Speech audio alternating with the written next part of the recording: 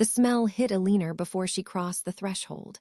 Copper and carbolic, the sweet, cloying rot of laudanum beneath the sharper tang of blood. It was the scent of the lying-in chamber, unchanged since the last confinement, and the one before that, a perfume of suffering that the Earl of Strathmore's money could neither ventilate nor disguise. She paused on the landing, her gloved fingers pressing hard against the mahogany banister. The house was preternaturally silent. The servants had been dismissed or banished to the far wings. The only sounds were the wet, rhythmic gasp of the woman in the bed and the low, authoritative murmur of the accoucheur. Even the January wind, usually a constant shriek across the Wiltshire Downs, seemed to hold its breath against the tall, mullioned windows of Ashworth Manor. Alina adjusted the fall of her mourning veil, black crepe, heavy as a shroud, though no one had died. Not yet. She smoothed the skirt of her walking dress, a sensible wool in the darkest navy, chosen for its pockets. Her fingers found the vellum cylinder tucked against her hip, the wax seal unbroken, the Earl's signet ring impressed into it. Fortitudine et prudentia. Fortitude and prudence. Her father's motto. A joke, really. The only prudence the Strathmores knew was the prudence of the buried secret. She pushed the door open. The room was an oven. A fire roared in the grate, banked high with coal to ward off the miasmas the doctors feared, turning the air thick and shimmering. Heavy damask curtains were drawn tight against the weak afternoon sun, leaving the space lit only by the yellow, sputtering tongues of gas jets hissing behind frosted globes. Shadows capered on the walls, distorting the furniture into grotesque shapes. The mahogany wardrobe a crouching beast, the chaise long a fallen woman. On the bed, Hugo's great four-poster, draped in crimson silk damask, Lady Cordelia Mordaunt, Countess of Ashworth, was dying. Or birthing. Or both. The distinction had blurred hours ago. Alina had seen death often enough in the last decade to know the posture of it. Cordelia's famous hair, the color of spun copper that had launched 1,000 sonnets and 3 duels, was damp and lank, plastered to temples pale as parchment. Her eyes, those celebrated violets that had held the Prince of Wales himself in thrall, were rolled back, showing only the milky whites. Her body, once the envy of the ton for its willow slenderness, was a ruin of sweat and strain, arched in a rigid curve against the mountain of pillows. "Again, my lady," the accoucheur commanded. "Doctor." Fairfax, a portly man with side whiskers stained yellow by tobacco, stood between her knees, his sleeves rolled to the elbow, forearms slick. "Bear down." "For the air." "For Sir Hugo." Cordelia's jaw unhinged. A sound tore from her throat, not a scream, but something older, animalistic, stripped of language. Her hands, rings flashing on swollen fingers, clawed at the silk coverlet, tearing the fabric. Alina did not move to the bedside. She moved to the chair by the hearth where her father sat. The Earl of Strathmore, the Iron Earl, the cabinet ministers called him, though Alina knew the iron was rusted through with rot, did not rise. He was a mountain of a man in a frock coat of impeccable broadcloth, his white cravat a stark geometric line against the soot-stained wallpaper. He held a brandy snifter, untouched, his gaze fixed on the bed with the clinical detachment of a surveyor assessing a landslide. "She is tearing," Alina said, her voice pitched low, devoid of inflection. She kept her eyes on her father's profile. "The perineum." "Doctor." Fairfax should have performed the episiotomy 20 minutes past. The Earl's eyebrow ticked. The only sign he had heard. "Fairfax is the prince's physician, Nell. He does not cut countesses unless the prince commands it. The prince commands many things. Surgery on his former mistress is not among them. Then the prince risks the heir," Alina countered. "And the mother. The baby is posterior. Sunny side up, the midwives call it. The head catches on the sacrum. If she pushes much longer, the uterine wall will rupture. Sepsis will take her before dawn. Sepsis, the Earl repeated, tasting the word like a vintage. A convenient diagnosis. Natural causes. No poison, no scandal. Just the tragic frailty of the female constitution. He finally turned, his eyes the color of flint. Is that what you want, Aliner? A convenient death. Aliner's throat tightened. She looked at the bed. At the sister who had been her sun, her moon, her tyrant, her idol. The sister for whom she had forged letters, stolen keys, lied to husbands, and burned her own youth to ash. No, Aliner said. I want her to live. But I want the truth more. A wet, tearing sound echoed from the bed. A sudden gush of dark fluid soaked the sheets. Doctor. Fairfax swore, a sharp, professional oath. Head presenting, he barked. Nurse. The forceps. Now, the nursery maid, a hired woman, faces changed weekly to prevent gossip, scrambled forward with a padded case. The steel instruments clicked as they were assembled. Cold metal for a warm body. Father, Aliner said, stepping closer, dropping the honorific. The confession. She sent for you. She sent for me. Not for a priest. Not for Hugo. For us. You know what she will say. You know what the letters say. The Earl's hand tightened on the brandy snifter. The crystal groaned. I know what you say the letters say, Nell. You have read them all. You have written half of them. Your hand mimics hers perfectly. Your mind. Your mind is the dangerous one. My mind is the only thing keeping this family from the divorce court, she shot back, the veneer of the dutiful daughter cracking. If she dies now, the secret dies with her. The boy Arthur, he is the heir. Hugo's heir. Legitimate. The entail holds. The Strathmore name holds. But if she lives, she will not live, the Earl stated with chilling certainty. I have seen to that. The laudanum in her tisane was increased 3 hours ago. Fairfax believes it is for the pain. It is for the silence. Aliner went cold. The fire roared, but her fingers were ice. You would kill your own daughter. I would save my family, he corrected, his voice a whip crack. Cordelia chose her path. She chose the Viscount.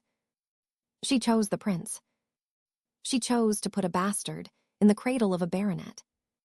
She wrote the confession in her own hand, Nell, not yours, and sealed it for the Prime Minister. For the Times. She threatens to bring down the heir to the throne. Treason, Nell. High treason. The Tower. The axe, he leaned forward. Madness is the only shelter. A countess confined by puerperal mania cannot testify. A madwoman's letters are the ravings of a diseased womb. The prince is safe. Hugo is safe. The entail is safe. I am safe, and Cordelia, Aliner whispered. Is the sacrifice, the Earl said. As you have always known you might be, the door flew open. Not the nursery maid. Not Fairfax. It was Sir Hugo Mordaunt. He looked like a bull who had wandered into a drawing room, thick-necked, red-faced, smelling of horse sweat and cheap whiskey. His hunting breeches were mud-spattered to the knee. His boots tracked sludge onto the Persian carpet. He carried a riding crop which he tapped against his boot with manic rhythm. Is it done? He bellowed, his voice shattering the hush. Is the brat here? Is my son here? Sir Hugo, Fairfax snapped, not turning. Get out. She is crowning. One more push, my lady. Hugo lurched forward, shoving the nurse aside. He grabbed the bedpost, his knuckles white. Cordelia. Look at me. You owe me this. You owe me a Mordaunt. Cordelia's head lolled. Her eyes snapped open. Violet irises, startlingly clear in the gaslight, pierced the gloom. They found Hugo. They dismissed him. They found the Earl. They dismissed him. They found Alina. And locked on. The monitor in Alina's chest stuttered. She sees me. She knows. Cordelia's mouth moved.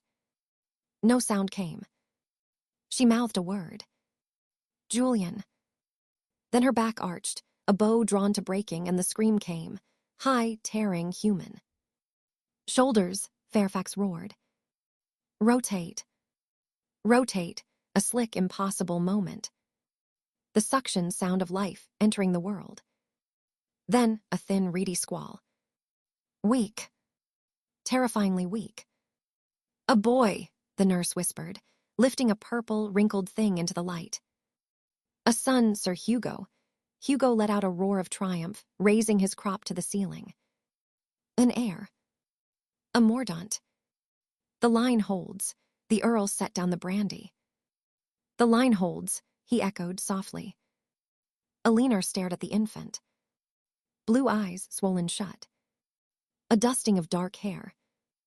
Dark. Not Hugo's straw. Not the Strathmore gold. Julian's. Fairfax worked swiftly, efficiently, tying the cord, handing the child to the nurse. The mother is bleeding, he said, his voice dropping the triumph. Postpartum hemorrhage. Massive. Get the ergot. Hot blankets. Now, the room erupted into motion. Nurses running. Hugo shouting for brandy for himself. The Earl rising, smoothing his coat. Alina did not move. She watched Cordelia. The Countess lay back against the pillows, the fight gone out of her. The hemorrhage was a dark pool spreading beneath the crimson silk. Her breathing was shallow, rattling in the chest. But her hand, her left hand, the one with the sapphire ring Julian had given her, reached out. Not for the baby. Not for Hugo. It groped blindly across the coverlet until it found the sleeve of Alina's wool dress. Alina took it. The fingers were burning, slick with sweat, the bones fragile as bird wings. Nell, Cordelia whispered. The voice was smoke and ash. The letters. The prince's letters. The blue box. Under the floorboard. The conservatory. I know, Alina said. Father has the signet. He will burn them. No, Cordelia's grip spasmed, crushing Alina's fingers. Not burn. Keep. Insurance. The madness. It must be real. The diagnosis. Vain. You must get vain. He will write it. Moral insanity. Puerperal mania. Not syphilis. Not poison. Madness, doctor. Vain as a butcher, Alina hissed. He cuts women open to cure their wombs. He cuts wives open to cure husbands, Cordelia corrected, a ghost of her old wit flashing in the dying eyes. That is what Hugo wants.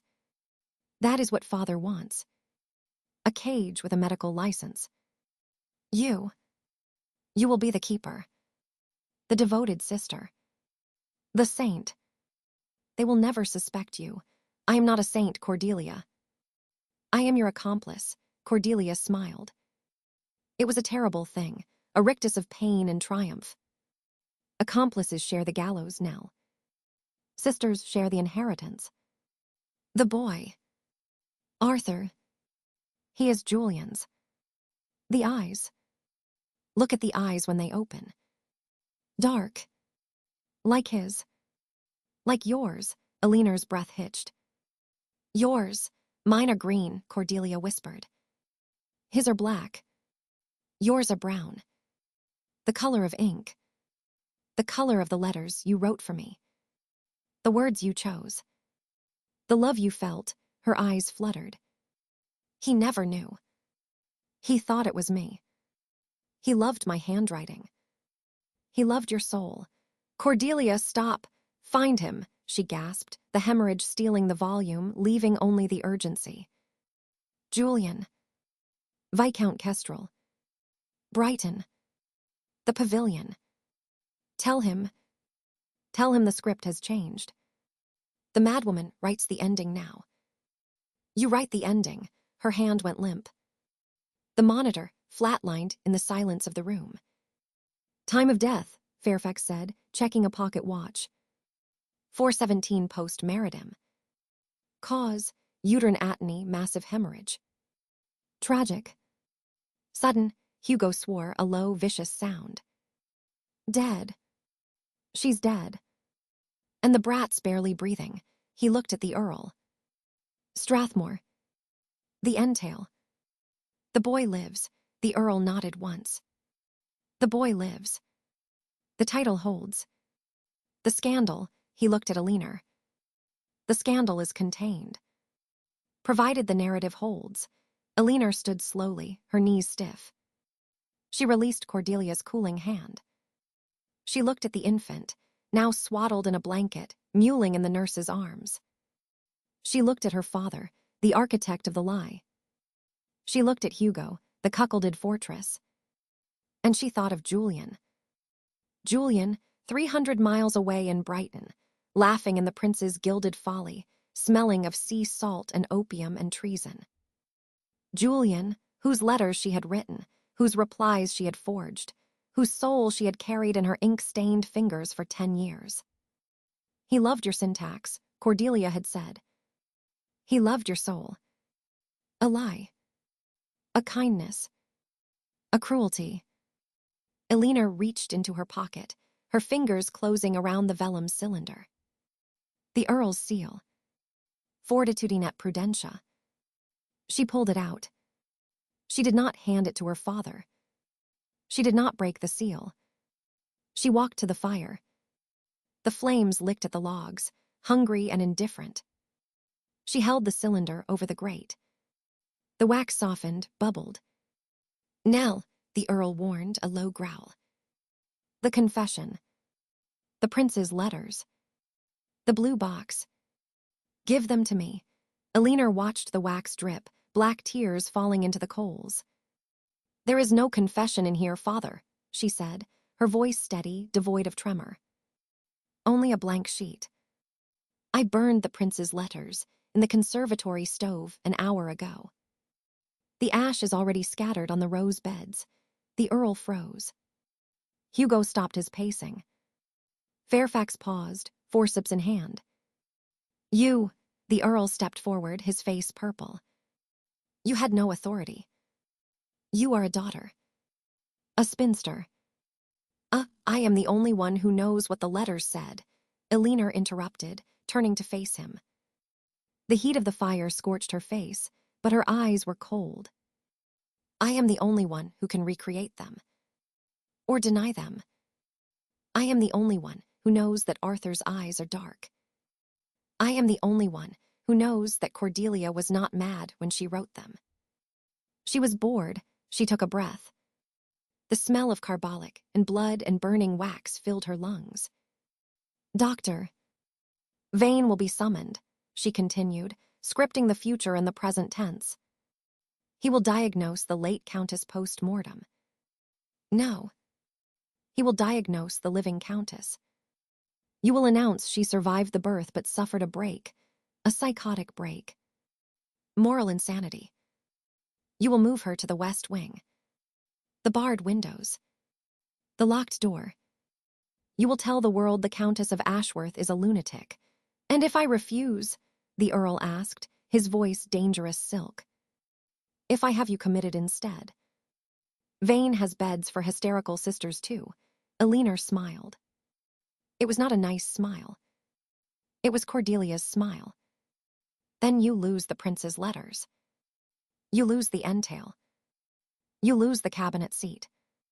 And Julian Ravenswood, Viscount Kestrel, the prince's shadow, arrives at Ashworth demanding his son. And he brings the prince's equerry with him. She let the empty cylinder fall from her fingers into the fire. It curled, blackening, disappearing. The madness is the only cage strong enough to hold the truth, father, she said.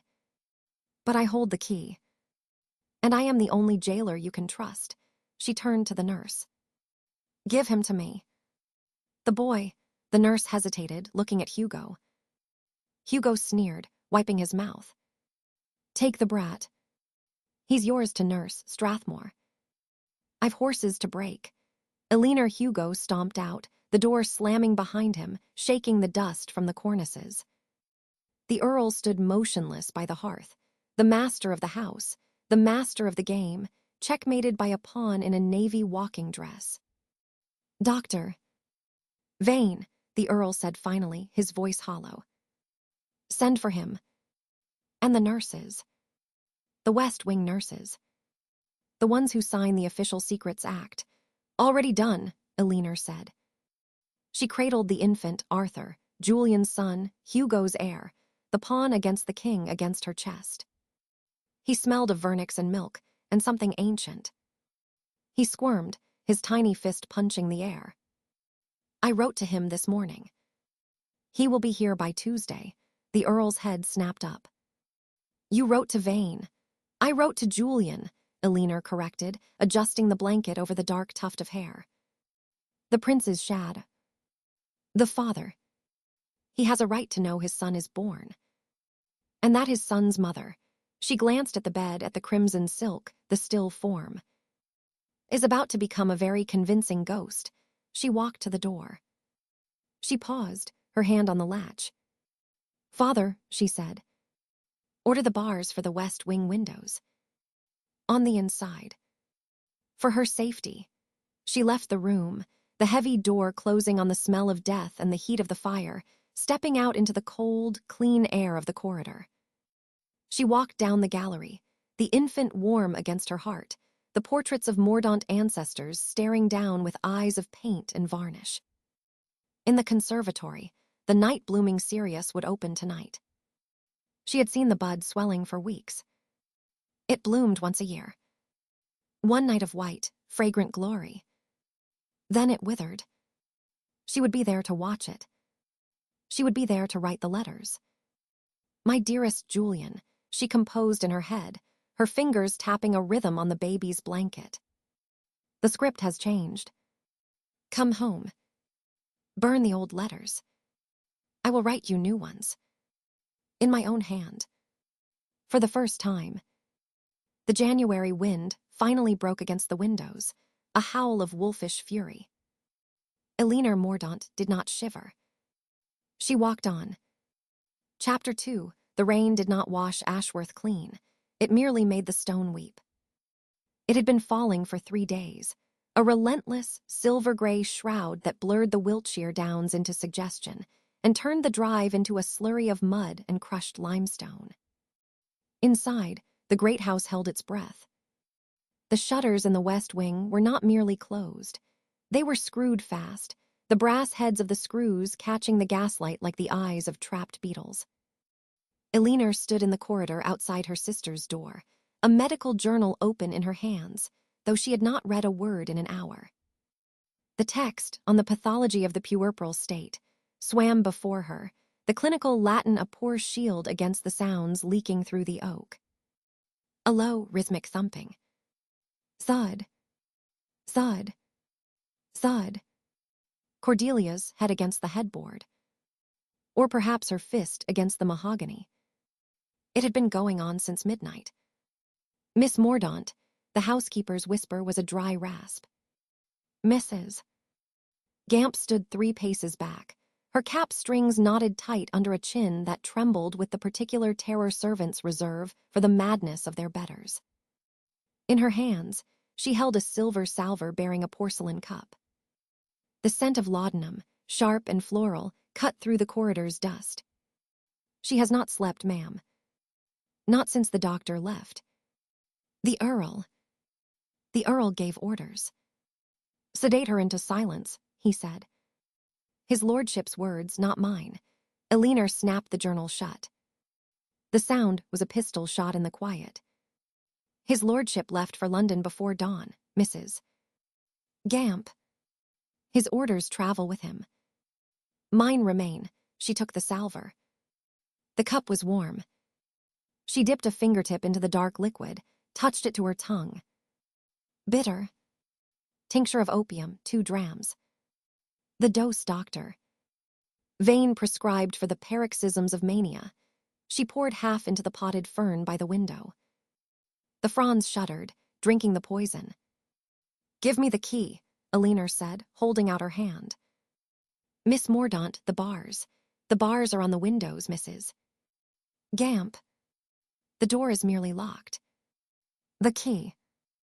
Now, the woman fumbled at her chatelaine, the steel hooks catching on wool. She placed the key in Elinor's palm, cold iron, heavy as a conscience, and retreated down the corridor, her skirts brushing the damp flags with a sound like a shroud dragging. Elinor waited until the housekeeper's footsteps died. Then she turned the key. The room hit her first as a smell. Stale sweat, sour milk, the copper tang of blood beneath the cloying perfume of eau de cologne and carbolic acid. It was the smell of the lying-in ward turned charnel house. Cordelia lay in the great four-poster, a wreckage of lace and linen.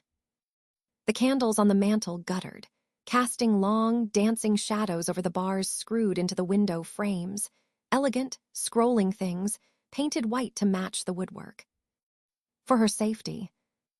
The Earl's phrase. To prevent the melancholic impulse toward self-destruction. Cordelia's hair, the color of spun copper, fanned out on the pillow, matted with sweat. Her eyes were open, fixed on the canopy. They were the same color as Elinor's, gray, the color of a winter sky. But where Elinor's were flat, reflective surfaces, Cordelia's were fathoms deep, holding shipwrecks. "You're late," Cordelia said. Her voice was rust on silk. "The baby screams. Can you not hear it? It screams like a peacock being plucked. The infant is asleep in the nursery, Cordelia. Mr. Huggins has him. He is well. There is no infant. There is only the evidence." She turned her head slowly, the movement deliberate, theatrical.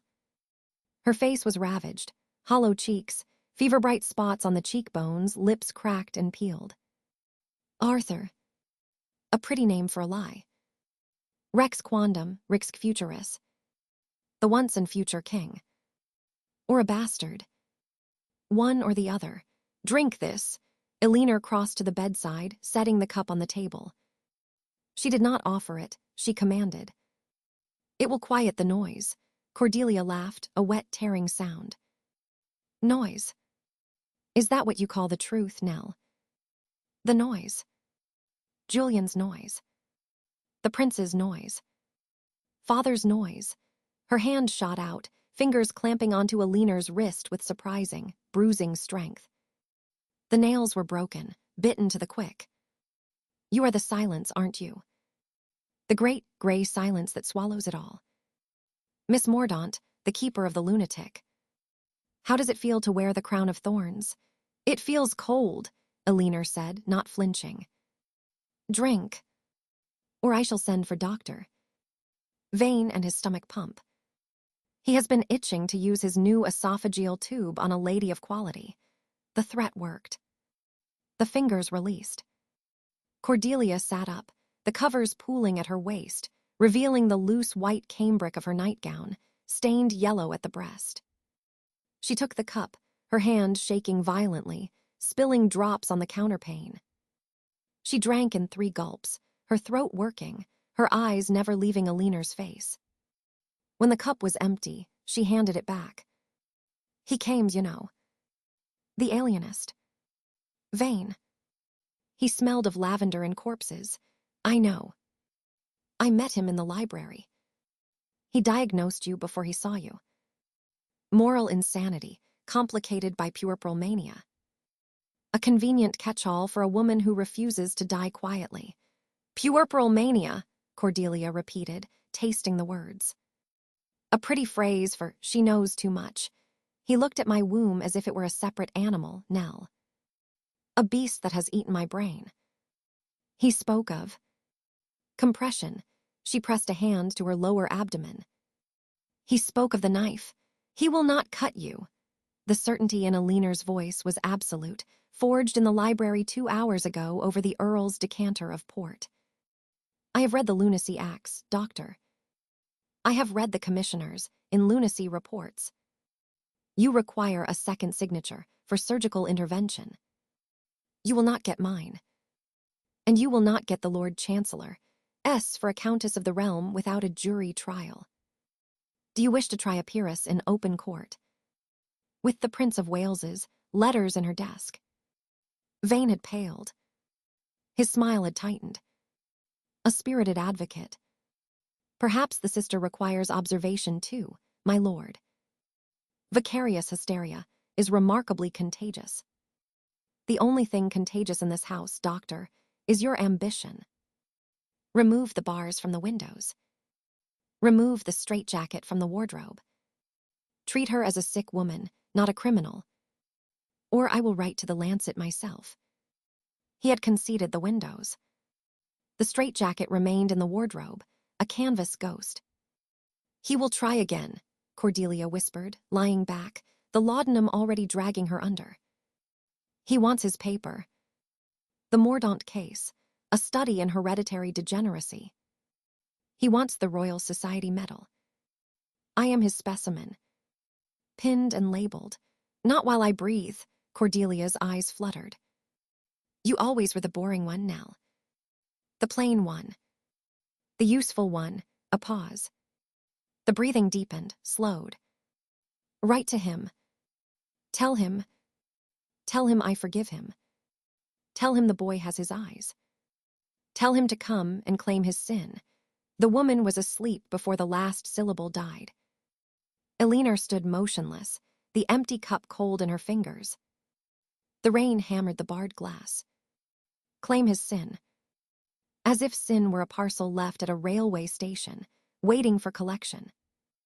She moved to the writing desk in the corner, a beautiful Sheraton piece, incongruous in this cell. The paper was watermarked Strathmore. The inkstone was green serpentine. She had written hundreds of letters at this desk. Cordelia's voice, Cordelia's flourishes, Cordelia's reckless, brilliant heart poured out in Elinor's cramped, precise hand. My dearest Jules, the world is ash. Come to me. Burn with me. My dearest Jules, Hugo suspects. The letters must stop. But my heart does not. My dearest Jules, I am dying. And the only part of me that lives is yours. She picked up the pen. Nib scratched paper. She wrote the reply she had written a dozen times in the last year, the reply Julian had never seen, the reply Cordelia would never send. My dearest Cordelia, I cannot come. The prince requires my presence in Brighton. The politics of the Balkans are tedious but vital. Wait. Endure.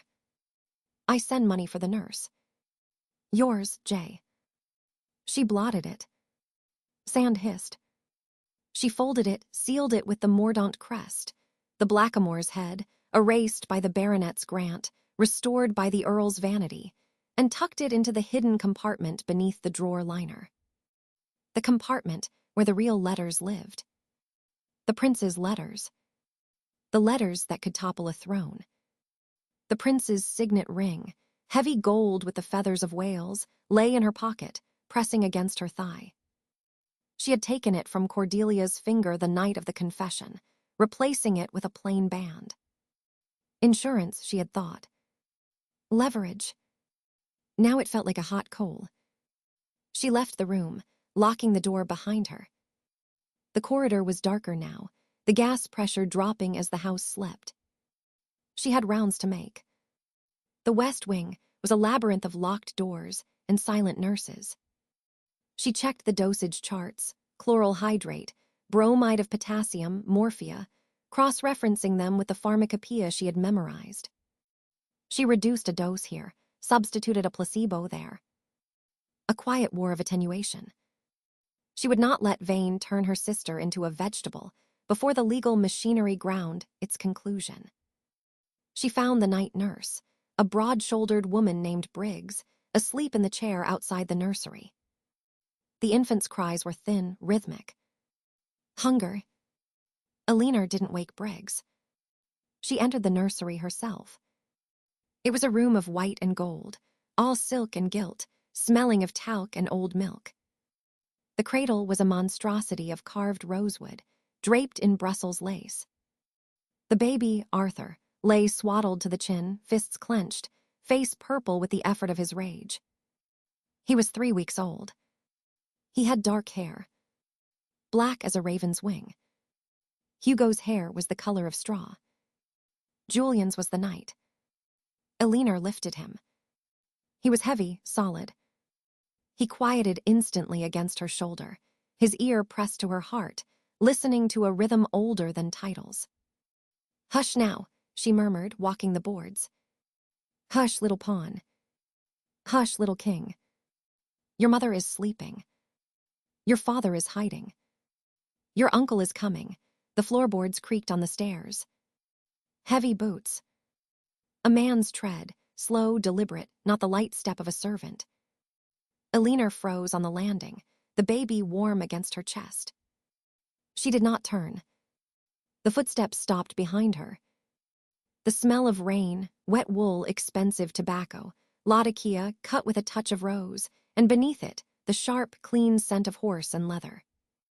"You've grown," a voice said. Low. Roughened by disuse. Or perhaps I've shrunk.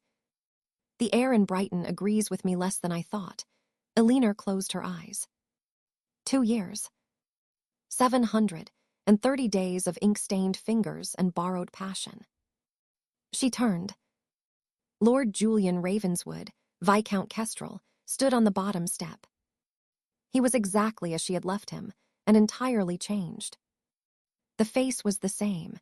The blade-straight nose, the mouth that curved into a cynical slash even in repose, the eyes, blue as flint, blue as the hottest part of a flame.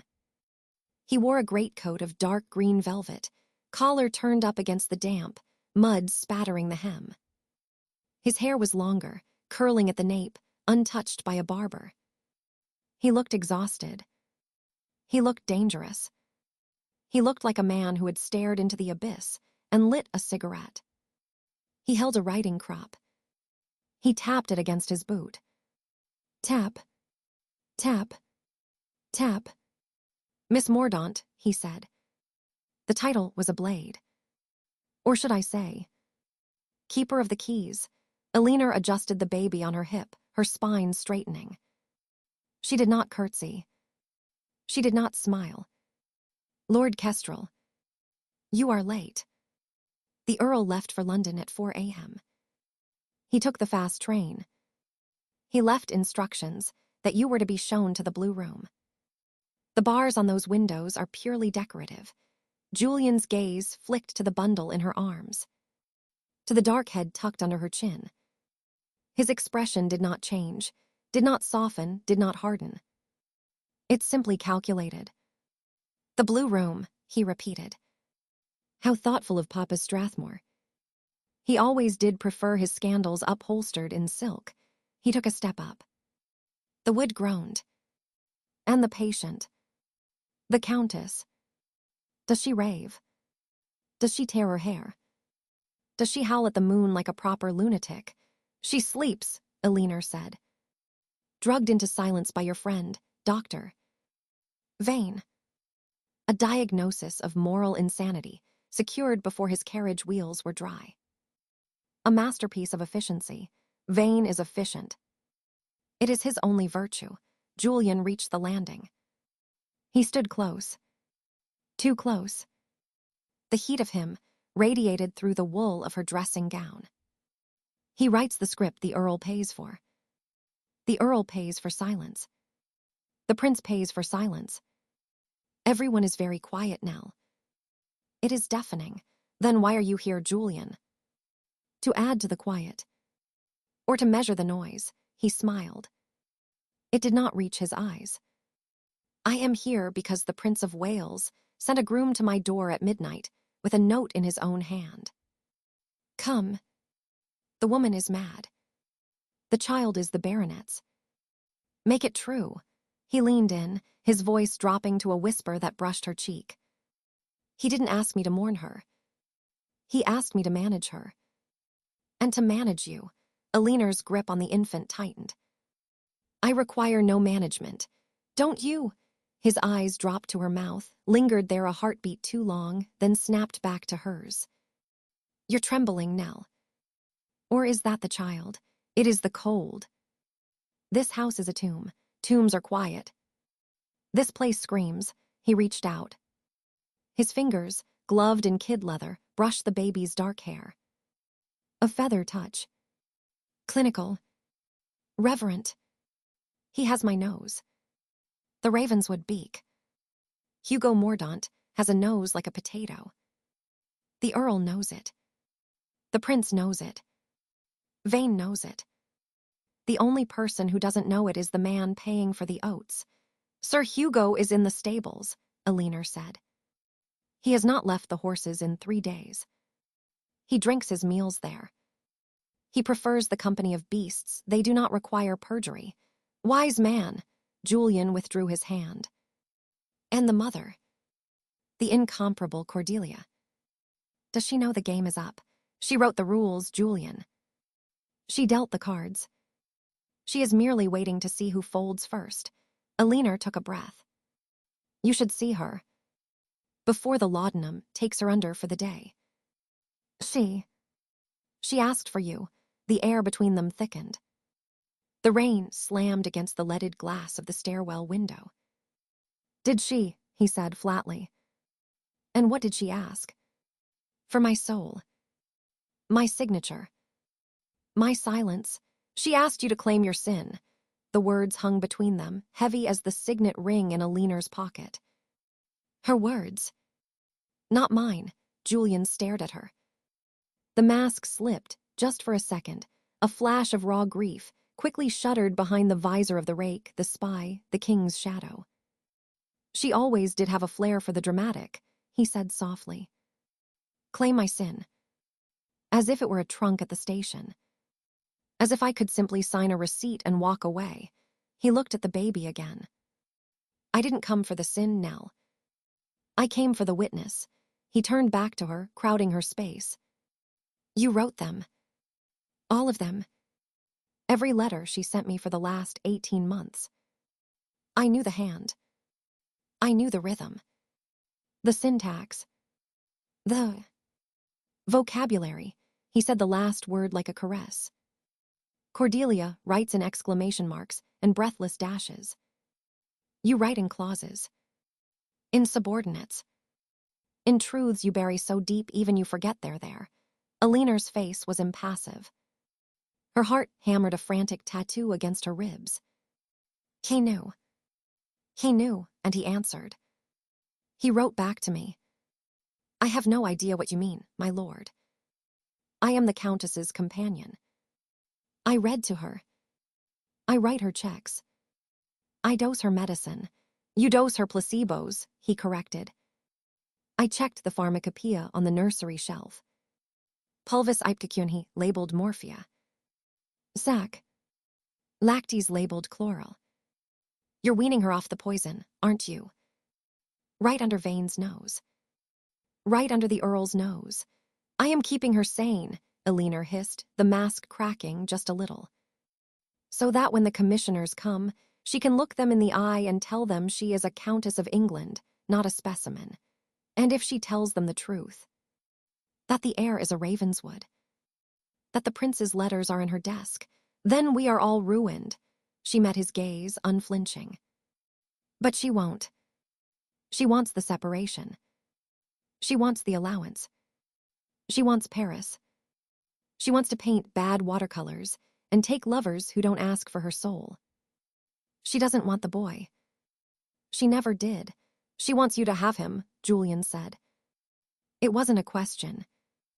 She wants you to be the mother she couldn't be. The mother our mother couldn't be. The baby stirred, smacking his lips, rooting against Elinor's collarbone. Julian watched the motion. His jaw tightened. God help us all. God has nothing to do with it, Julian. This is law. This is property. This is the architecture of lunacy, and we are the bricks. She started to move past him, toward the blue room, toward the bed that waited cold and empty. Nell, she paused. Her hand on the baluster. The wood was cold, damp. Stay, he said. Tonight. In the library. The fire will be lit. I have a bottle of the 47 Margox I liberated from the prince's cellar. We have correspondences to compare, syntaxes to align. The offer hung in the air, thick with the things they could not say. I love you. I have always loved you. I wrote myself into your letters because it was the only way to touch you. Elinor looked at him. Really looked. At the exhaustion etched around his eyes. At the tremor in the hand, holding the crop. At the man beneath the Viscount. I have a lunatic to dose at midnight, she said. And a baronet to appease at dawn. And a nurse to wake before she smothers the air with a pillow. I'll wait. You'll freeze. I've frozen before. In the Crimea. In the Foreign Office. In 100 ballrooms watching you write letters to me in her name. He stepped back, bowing low, the irony a shield. Good night, Miss Mordaunt. Keeper of the lunatic. Author of my ruin. He turned and strode down the corridor toward the blue room, his boots heavy on the stone. Elinor stood alone on the landing, the baby asleep against her heart, the signet ring burning a hole in her pocket, the taste of laudanum and ink on her fingers. She walked into the nursery, laid the child in the great cradle, pulled the lace coverlet to his chin. Then she went to the desk. She took out the letter she had just written. Wait. Endure. Yours, Jay, and tore it into slow, deliberate strips. She dropped them into the grate, watching the fire catch the edges, curling the paper into black roses. She took a fresh sheet. She dipped the pen. My dearest Jules, she wrote, the ink flowing black and sure. The bars are on the windows. The doctor is a butcher. The earl is a tyrant. The husband is a ghost. The prince is a threat. You are here. Now what? She folded it. Sealed it with her own signet, a plain silver ring, an owl, the bird of Athena, wisdom in the dark. She slipped it into the hidden compartment, atop the stack of the prince's dangerous correspondence. Then she turned to the window. The rain had stopped. The clouds were tearing, revealing a slash of pale, watery dawn. She unlocked the window. The bars remained, cold iron against the sky. But the sash rose. Wet, cold air rushed in, smelling of wet earth and green things growing. She breathed it in. The air of the cage. Now what indeed, she whispered to the empty room. And she went to find the brandy. Chapter 3, the keeper and the kept the wheels of the carriage did not so much roll over the Wiltshire gravel as crush it, a sound like bone grinding against bone. Elinor stood at the tall sash window of the library, the heavy damask curtain drawn back a precise 3 inches, enough to see, not enough to be seen. The November light was thin, the color of bruised amethyst, draining the landscape of warmth. The great cedars of Ashworth Park stood like sentinels frozen in a scream, their dark boughs etching jagged scripts against the sky. She did not move when the carriage door opened. She did not smooth her skirt, nor check the fall of her hair beneath the severe black crepe bonnet. She had learned, in the 10 years since Cordelia's debut, that stillness was a form of armor. Movement attracted the eye. Stillness invited the projection of whatever the observer desired to see. Today, she wished to be seen as the statue the Earl had commissioned, the devoted sister, keeper of the lunatic. Below, the footman, Thomas, new, hired by the Earl for his discretion and his silence, held the door. The first thing to emerge was a boot. Polished black leather, square-toed, expensive. Then a cane, not for walking but for effect, topped with a silver handle shaped like a serpent's head. Then the man himself. Lord Julian Ravenswood, Viscount Kestrel. He wore a greatcoat of charcoal wool, the collar turned up against a wind that hadn't touched him inside the carriage. His hat was pulled low, the brim shadowing eyes that had, once upon a time, made the Prince of Wales laugh and the Duchess of Buckingham weep. He looked, Eleanor noted with a clinical detachment that surprised even her, exactly as he had looked 2 years ago at the Brighton Pavilion. Bored, beautiful, and entirely lethal. He paused on the bottom step, surveying the manor's grim facade. The bars on the West Wing windows, the safety grills Dr. Vane had insisted upon, caught the weak light. Julian's gloved hand tightened on the cane. The only tell. He knows, Eleanor thought, her pulse a steady, slow thrum in her throat. He knows the bars are on the inside. She turned from the window before he could look up and catch her watching. The library was cold, smelling of lemon oil, old vellum, and the faint, sweet rot of the laudanum tincture she kept in the locked drawer of the bureau. The fire had died to a sullen red heap. She went to the hearth, poker in hand, and struck the coals with precise, violent strokes. Sparks spiraled up the chimney. Stir the embers. Feed the air. Do not let it die. The heavy oak door opened behind her. She did not turn. The footsteps on the Axminster carpet were light, deliberate. He did not announce himself. He never had. "Miss Mordaunt," Julian said. His voice was a low cello note, resonant in the quiet room. "You are a difficult woman to find. London said you were in Paris. Paris said you were in York. Your father's letters implied you had vanished into the ether. Your sources are notoriously unreliable, my lord," Eleanor replied, setting the poker back in its brass stand. She turned then. Slowly. Deliberately. Ashworth is not in the ether. It is merely at the end of a very long, very muddy drive. A natural deterrent. Julian stood just inside the threshold, the door closed at his back. He removed his hat, revealing hair the color of dark chestnuts, curling slightly at the nape where the pomade had failed. His face was leaner than she remembered, the jaw shadowed with stubble, the cheekbones sharp enough to cut glass. But the eyes, those were unchanged. Pale gray, flecked with green. Eyes that had read every letter she had ever forged in Cordelia's hand. He looked at her. Truly looked. Not at the morning weeds, not at the plain face, not at the ink stain on the forefinger of her right hand. He looked at the spine. "You have the infant," he said. Not a question. Eleanor glanced down at the crook of her left arm. She had forgotten, for a moment, that she was holding him. Master Arthur Mordaunt. 6 weeks old.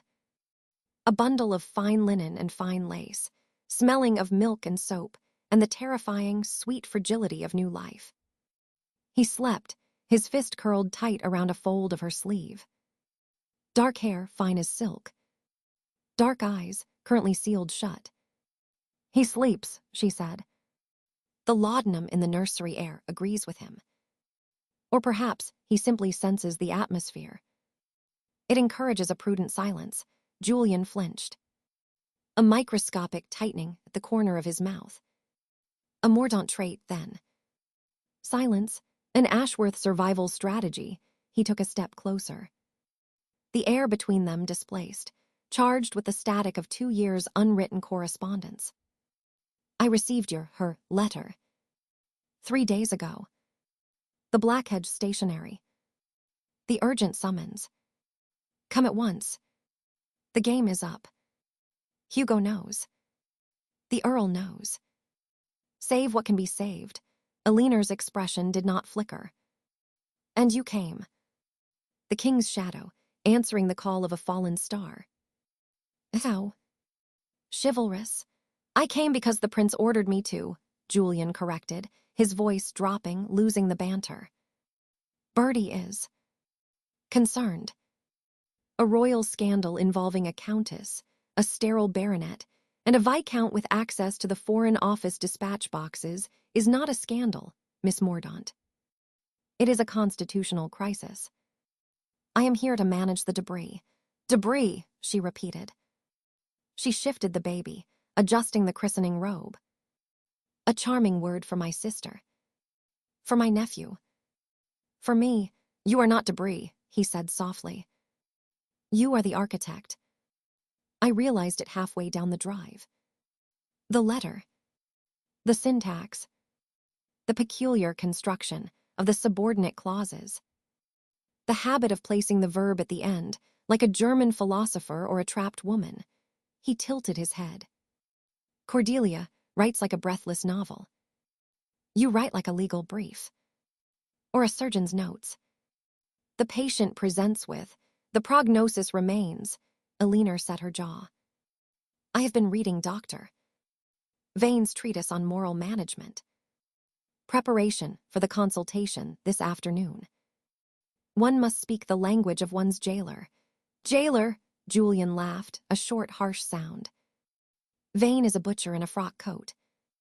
He thinks the uterus is the seat of the soul. He proposed ovarian compression for the Duchess of Devon last month. She died of sepsis 3 days later. I am aware, Eleanor said. I wrote the condolence letter for the Duke. Cordelia's hand, of course. My heart bleeds for your loss.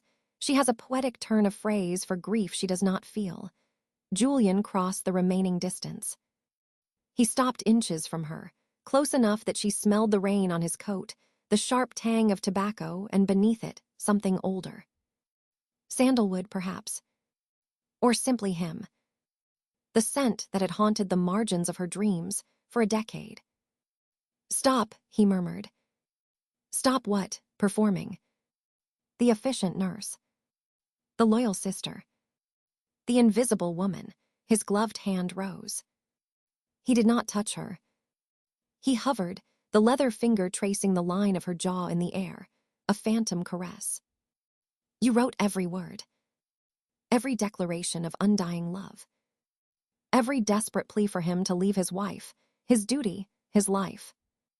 You wrote me into existence for her. And I fell in love with the ghost in the machine. Eleanor's breath hitched. The baby stirred, a tiny smacking of lips. She exhaled, a long, controlled release. You fell in love with a syntax, my lord. Syntax does not bleed. It does not wake at 3 a.m. with the milk fever. It does not watch the man it loves ride away to Brighton without a backward glance. I glanced back, he said fiercely. Every mile. I looked for the white curtain in the upper window. I knew you were behind it. I knew you were the one writing the replies I burned. Burn them, Jules. He sees everything. You protected me. You protected her. You destroyed yourself. I preserved the air, she whispered. That is the only currency that matters in this house. Legitimacy. The boy is Hugo's by law. He must remain Hugo's by fact. The rest is noise. The rest is the truth, Julian countered. And the truth is currently locked in the West Wing, screaming for an audience. As if summoned by the words, a sound tore through the house. It was not a scream. It was a roar. A guttural, primal tearing of vocal cords that vibrated through the floorboards, up the chimney breast, and into the marrow of Eleanor's bones. Cordelia. The baby jerked awake. A thin, reedy wail pierced the air, instantly drowned by the countess's bellowing from 2 floors up. Liars. Thieves. Murderers. Give me my son. Give me my poison, Julian winced. His hand dropped to his side. Jesus. She sounds magnificent. She sounds like a woman fighting a war, Eleanor said. The calm mask slipped, just for a second, revealing the exhaustion etched deep beneath the eyes. She has been at it since dawn. Doctor. Vane reduced her laudanum by 10 drops yesterday. Weaning, he calls it. Breaking the dependency, I call it torture. She is an actress, Julian said, though his eyes doubted his own words. The Earl said she was raving. Puerperal mania. Moral insanity. The Earl says many things, Eleanor replied, her voice regaining its iron. She began to pace, rocking the infant with an instinctual, practiced rhythm. He says she is mad, so he need not divorce her. A divorce court examines the body, my lord. It examines the letters. It examines the paternity. Madness requires only a doctor's signature and a locked door. It is cheaper, cleaner, eternal, and you allow it. I manage it, she corrected sharply. I dose the wine. I negotiate with the nurses. I write the reports for the commissioners in lunacy that say the patient is tranquil today, when she is plotting regicide. I keep her alive, Julian. That is the only victory available. He watched her pace. The firelight caught the silver thread in her morning gown. The baby quieted, hypnotized by the motion. What is the plan today? He asked. The care plan the Earl wired me about. Elinor stopped by the bureau. She unlocked the drawer, pulled out a sheaf of foolscap, dense, cramped handwriting annotated in red ink, and held it out to him. The Lunacy Act of 1845. Section 14. No person shall be detained as a lunatic, unless certified by 2 physicians. Vane has 1 signature, his own. He needs a second. The Earl has summoned Dr. Finch from Salisbury, a venerable fossil who believes hysteria is caused by reading novels. If Finch signs, Cordelia goes to Vane's retreat in Highgate. Permanently, Julian took the papers, scanning them. His brow furrowed. You've drafted a counterpetition. A writ de lunatico inquirendo. You're demanding a jury trial to prove her sanity. I am demanding a jury trial to prove the Earl's incompetence, Elinor said. If Cordelia is sane, the confinement is false imprisonment. If she is mad, the Earl, as her nearest male relative, controls her person and property.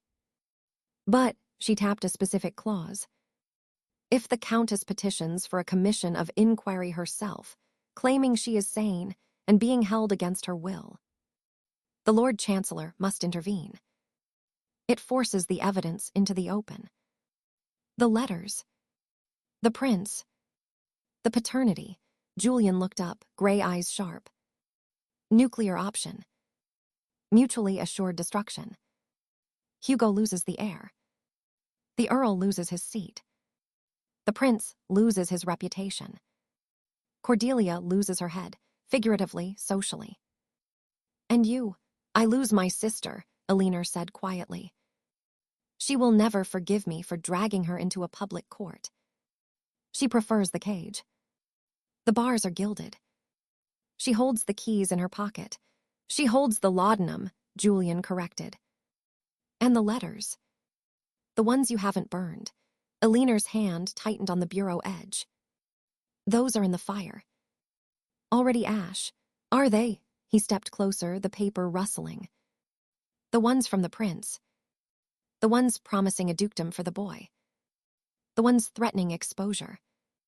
You have Cordelia's flair for the dramatic, Elinor, but you lack her ruthlessness. You keep the insurance policies.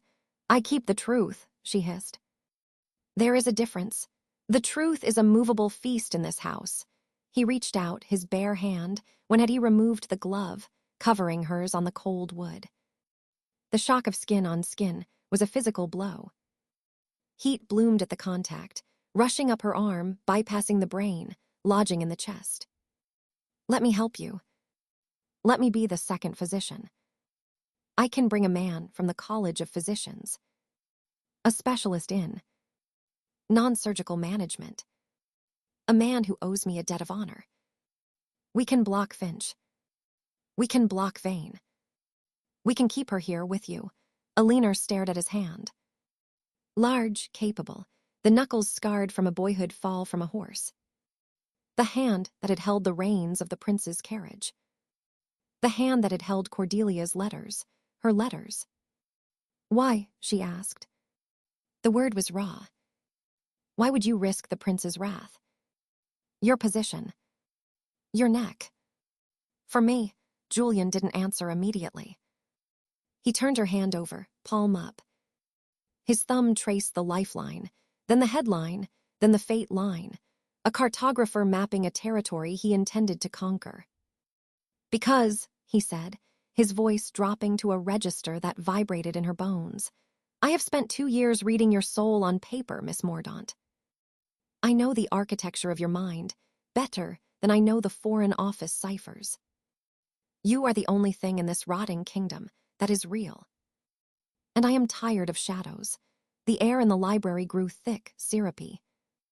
The fire popped, a loud crack like a gunshot. The baby slept on, oblivious. Eleanor felt the pull. The terrible, magnificent gravity of him. The desire to lean into that heat, to let the mask fall, to let Eleanor exist for a single hour instead of the sister. Her lips parted. Her breath shortened. "Julian," the door burst open. "Miss Mordaunt," it was Mrs.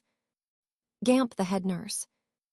A woman built like a wardrobe, her cap askew, her face the color of boiled beef. Behind her, the corridor was filled with the acrid smoke of a struck match and the heavier, sweeter smoke of something burning. "Her ladyship. She's taken the poker. She's smashed the gas bracket. The curtains, miss. The West Wing curtains are alight." Eleanor moved before the sentence finished. No hesitation. No farewell.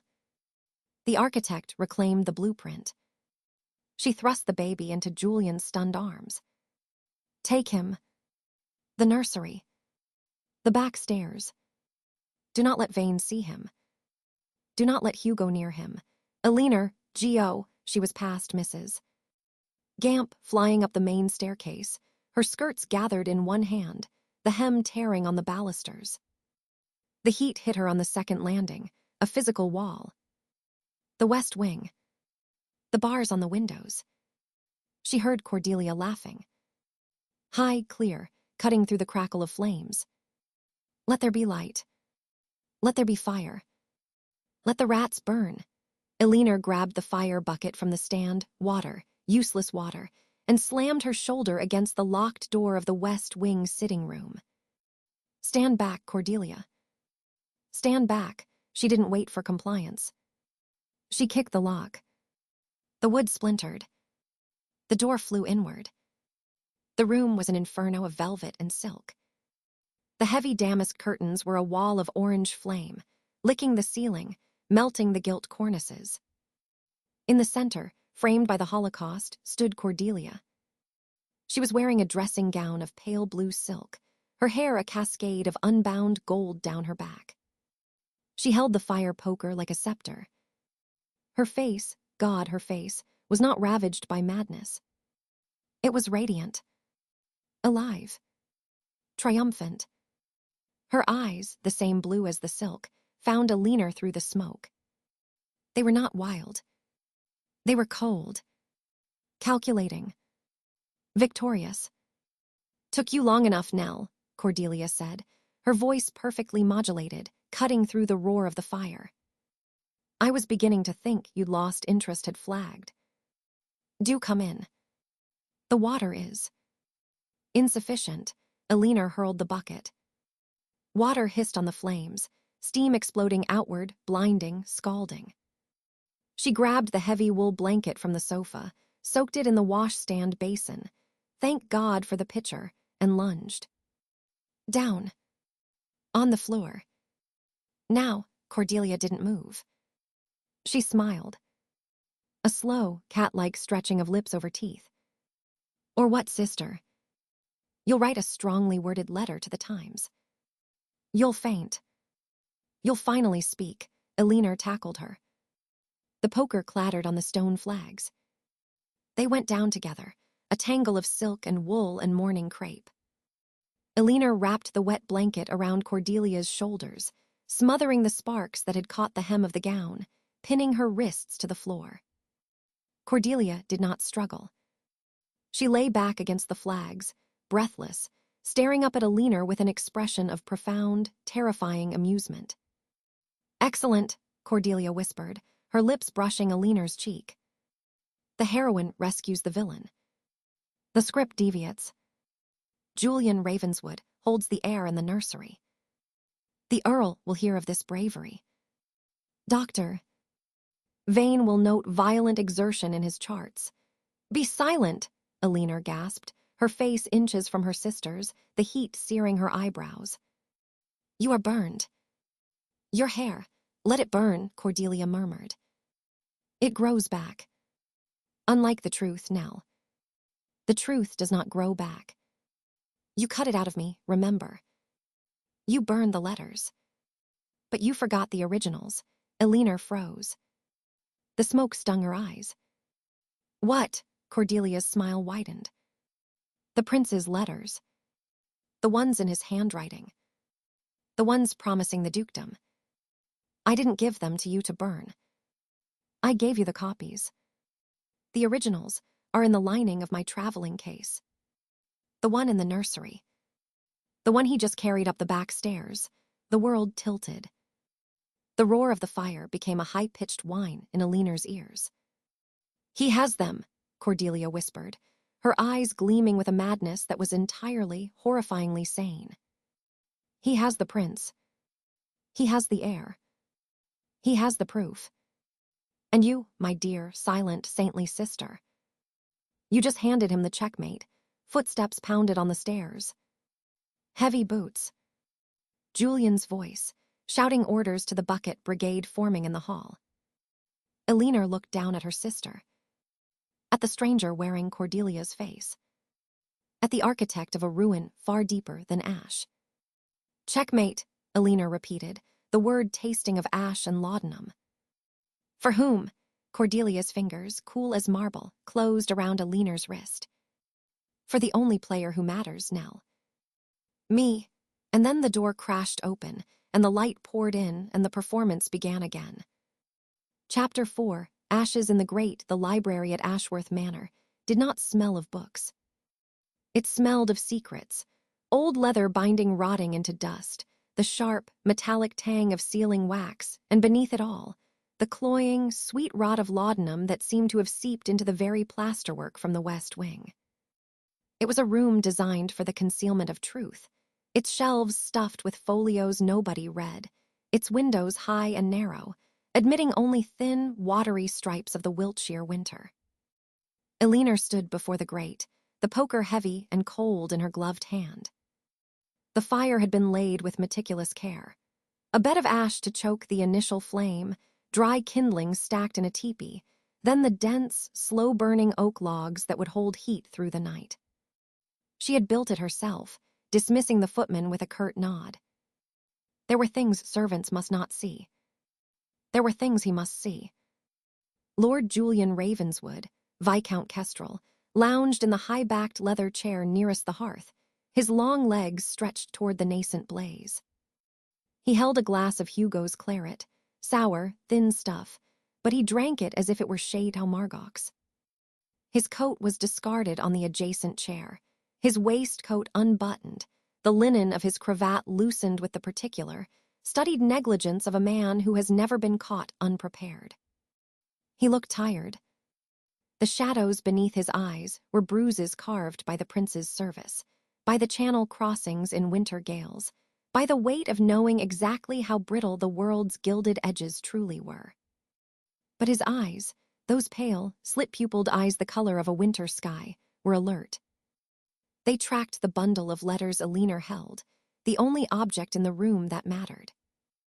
You are methodical, Miss Mordaunt, Julian said, his voice a low baritone that vibrated in the quiet room.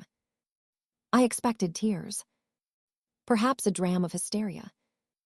Instead, I find you building a pyre. Eleanor did not look at him. She untied the pink silk ribbon, Cordelia's favorite color, the color of the ribbons she wore at her coming out, the color of the roses she demanded in February, binding the packet of correspondence. Her fingers, usually so steady with a pen or a lancet, trembled almost imperceptibly as the knot gave way. Tears are for the useless, my lord, she said, her voice pitched low, devoid of the simpering modulation she adopted for the earl or doctor.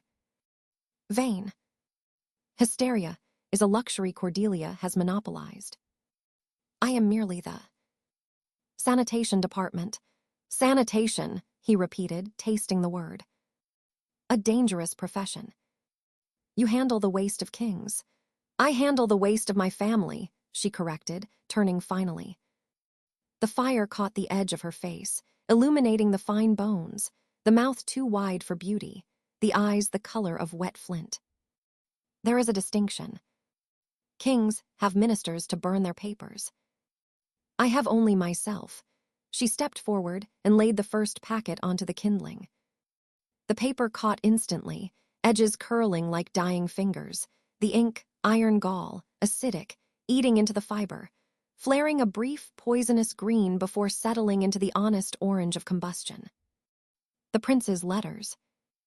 Not love letters, those were too dangerous to keep, too dangerous even to burn in a house with chimneys that smoked. These were the political ones. The notes scribbled on pavilion stationery, the ciphered requests for discretion, the veiled threats wrapped in the language of friendship. Birdie to Cordy. My dear girl masking my dangerous loose end. Julian didn't flinch. He swirled the claret, watching the flames consume the prince's indiscretions. The cipher in the third paragraph, Julian said quietly. The reference to the Hanover stallion, you didn't copy that one. You summarized it for the Earl's report. Elinor fed the second packet to the fire. I corrected the spelling.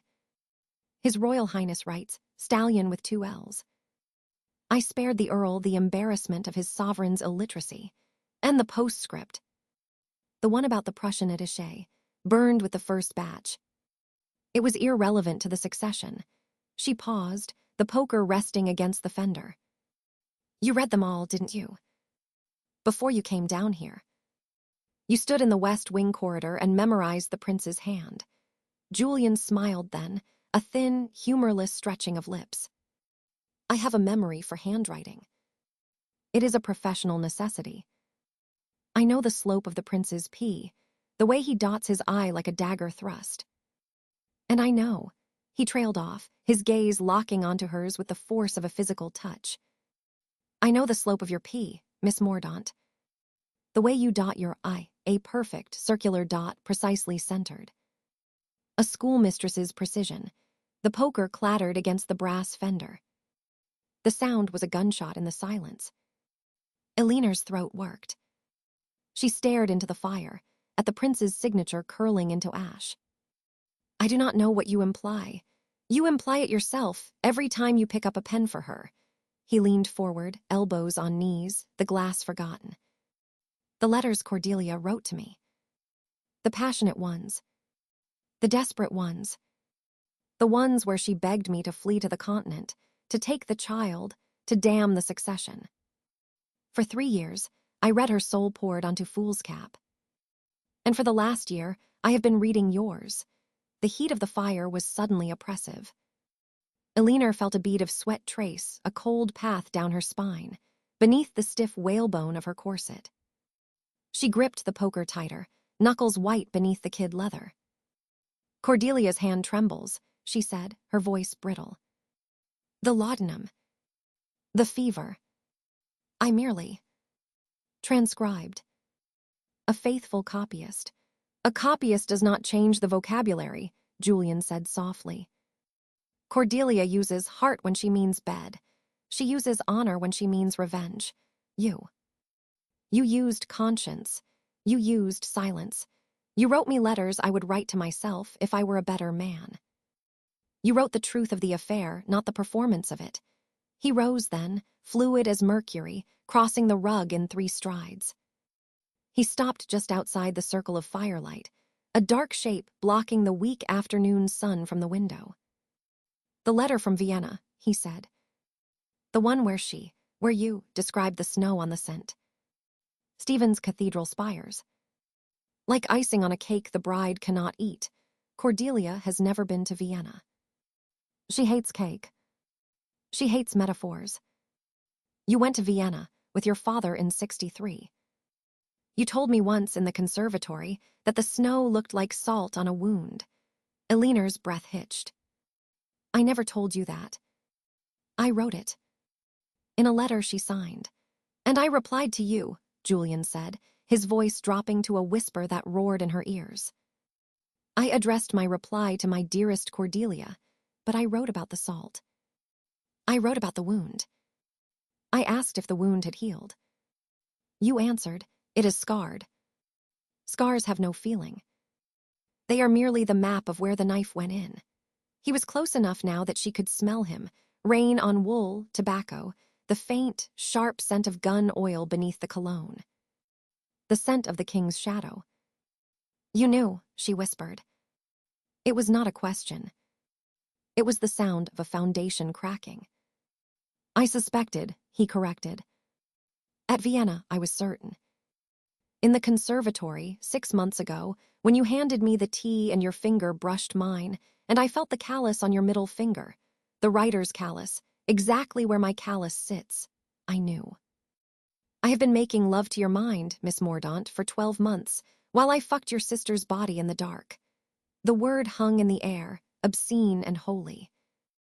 Fucked. Not made love to, not was intimate with, the raw Anglo-Saxon truth of it. Elinor dropped the poker. It clattered onto the hearthstone. She did not step back. She did not faint. She did the only thing her iron spine allowed. She met his eyes. "Then you are a fool, my lord," she said, her voice shaking not with fear, but with a terrible, rising heat. "You made love to a ghost. I am flesh and blood. I am the one who doses her laudanum. I am the one who changes her sheets when the fits soil them. I am the one who lies to the doctor, to my father, to the baronet. I am the jailer." "You made love to the jailer." Julian reached out. His hand hovered near her cheek, suspended in the heated air between them. "The jailer holds the keys, Elinor. The jailer decides who starves and who eats. The jailer," his thumb brushed the curve of her jaw, the lightest possible contact, a whisper of calloused skin against hers, "is the only one who is truly free." The contact shattered something ancient and frozen inside her. A dam broke, not with a flood, but with a searing, laser-focused intensity. She leaned into his hand, her eyes fluttering shut for a fraction of a second, a surrender so brief it might have been imagined. "I am not free," she murmured, her lips brushing the heel of his palm. "I am the architecture of the cage. And you. You are the prisoner the crown refuses to release. Then let us burn the cage," he said, the roughness in his voice matching the crackle of the fire. "Let us burn the letters. All of them. The Prince S. Cordelia S. Mine. Until there is nothing left but ash and the truth. The truth is dangerous, Julian. Call me Jules," he commanded, his thumb tracing the line of her lower lip. "Say it. My name in your mouth. Not on paper. In the air. Jules," she breathed. The name tasted of smoke and salt. "Elinor," he replied, and it was a benediction and a battle cry. He kissed her then. It was not the kiss of the ballroom, nor the furtive press in a carriage. It was a collision. His mouth opened hers with a hunger that bordered on violence, tasting of sour wine and desperation.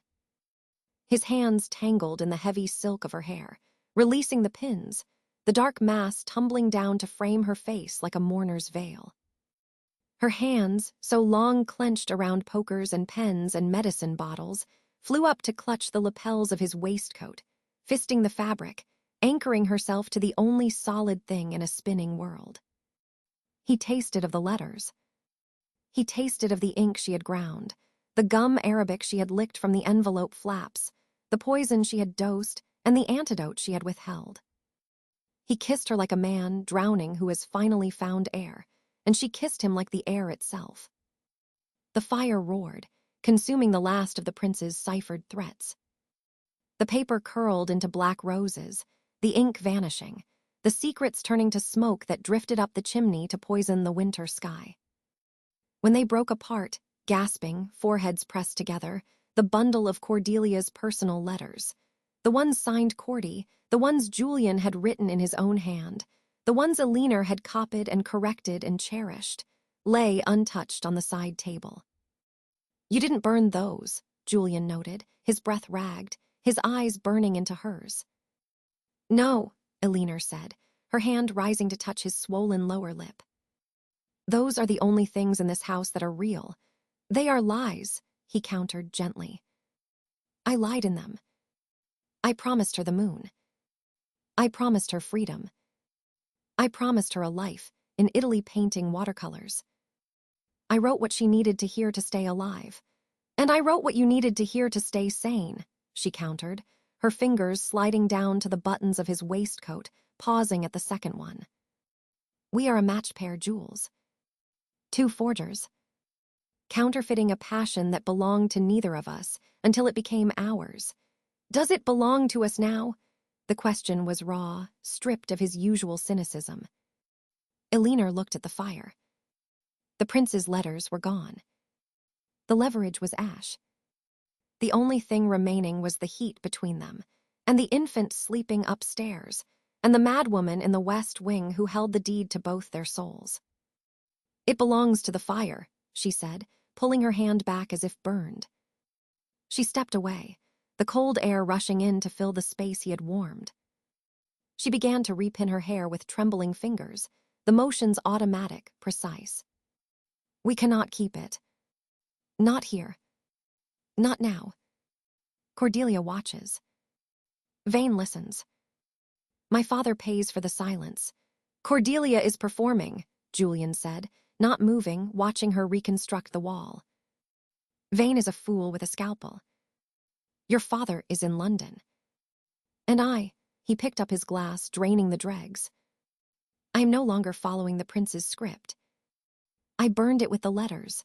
"You burned the prince's letters," she corrected, turning to face him, the mask of the competent nurse sliding back into place, though her lips were swollen, her eyes too bright.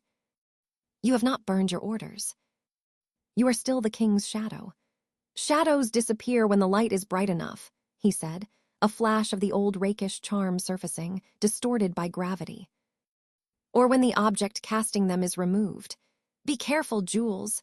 She picked up the poker again, the metal warm now. "The object casting the shadow is a prince. And he has a very long reach. Then I shall stand in your light," he said. "It is the only place the darkness cannot find me." He bowed, a low, courtly gesture that mocked the intimacy of the last 10 minutes. "Good evening, Miss Mordaunt. Sleep well. Dream of Vienna. Dream of salt on wounds." He left the library.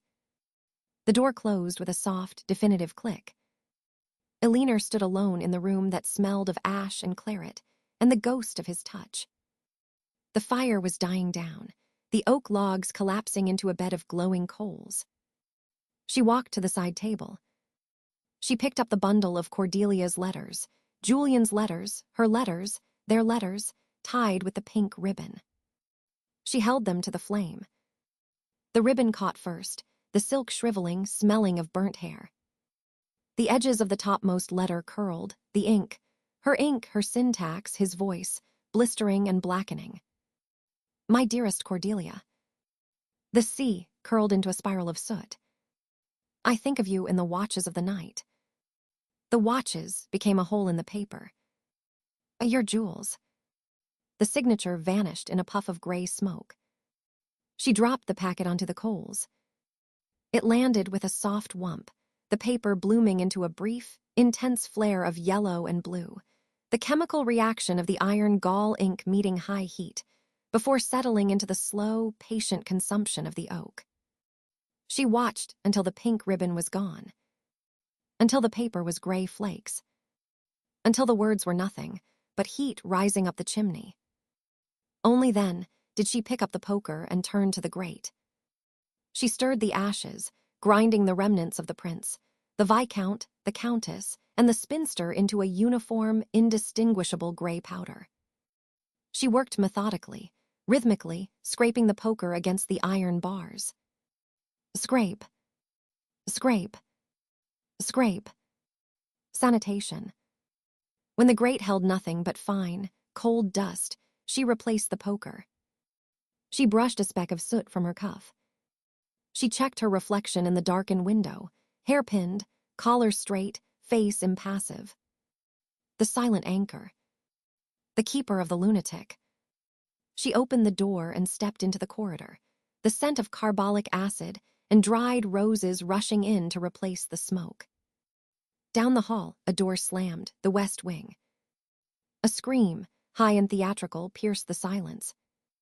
Cordelia's afternoon performance for Dr. Vane's benefit.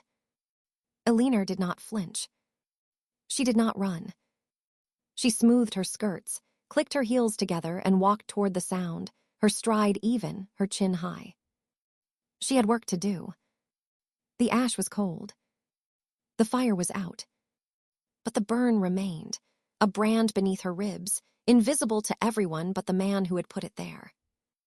Find me in the ink, she thought, the phrase forming unbidden, a line from a letter she had never sent. She would write the reply herself. Someday. In a room without bars. With a pen that belonged to her. But tonight, she opened the door to the west wing and became the sister, the nurse, the lie. Cordelia, she said, her voice calm, professional, devoid of ash. Doctor. Vane is waiting. Let us make you comfortable. The performance continued. The script was unchanged. But the actors had memorized a new ending. Chapter 5. The doctor's design. The rain had not stopped for 3 days. It did not fall so much as hang, a suspended lattice of silver thread stitching the leaden sky to the sodden earth of Wiltshire, muffling the world in a gray, watertight silence. At Ashworth Manor, the barometers had sunk so low the glass seemed bowed by the weight of the atmosphere, and the house itself appeared to breathe with a damp, bronchial rattle. Elinor stood in the west wing corridor, her fingertips brushing the cold, damp plaster of the wall. The paper here, once a cheerful sprig of Morris & Co. Pomegranate, had been stripped away above the dado rail, replaced by a brutal hospital-white distemper that smelled of carbolic and wet wool. The bars on the windows were new, painted a glossy black that caught the little light there was, casting shadows across the floor like the ribs of a drowned beast. Inside the room, Cordelia was singing. It was a low, tuneless humming, the melody of a French operetta popular 5 seasons past, interrupted by the wet, rhythmic click of knitting needles. Click. Click. Hum. Hum. A performance of domestic tranquility, so precise it made Elinor's teeth ache. She knocked once, sharp and professional, and entered without waiting for invitation. Cordelia sat in a high-backed chair by the fire, wrapped in a shawl of Honiton lace that cost more than a curate's living. Her hair, the color of spun copper, was arranged in elaborate, artless waves. Her face, the face that had launched 1,000 sonnets and ruined 2 ministries, was composed in a mask of beatific vacuity. She did not look up. "Good morning, Cordelia," Elinor said, setting down the tin tray on the side table. "Doctor, Vane wishes to see you at 11. He brings the new apparatus." The needles did not pause. "Does he? How delightful. I do so love new things. Arthur had a new rattle yesterday. Silver.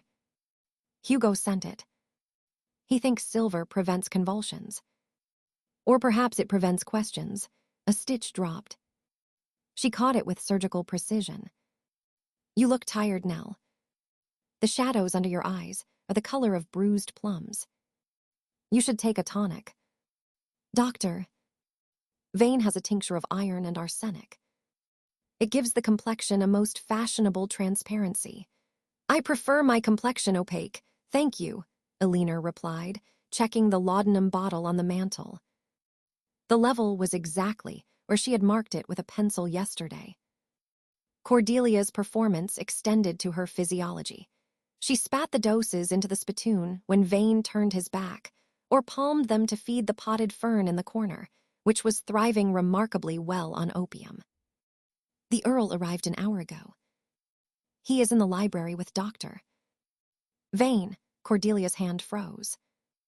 The humming stopped. For a microsecond, the mask slipped, revealing the cold, sharp geometry of the strategist beneath. Father. Here. In the country. In November. He hates the mud. He hates loose ends more, Elinor said softly. He received your letter. The one you sent via the stable boy. The one you wrote in the invisible ink you made from lemon juice and desperation. Cordelia laughed, a bright, brittle sound. A girl must have hobbies. And a mother must have leverage. Did he bring the deed of settlement? Or the warrant for my committal to Highgate? He brought Dr. Vane's new treatment protocol, Elinor said, her voice hardening. And the lunacy commissioner's forms. Pre-signed. The knitting needles clicked again, faster now. Click, click, click. The ovarium compressor. I read the Lancet article Vane sent father. A mechanical solution to the hysterical paroxysm. Charming title.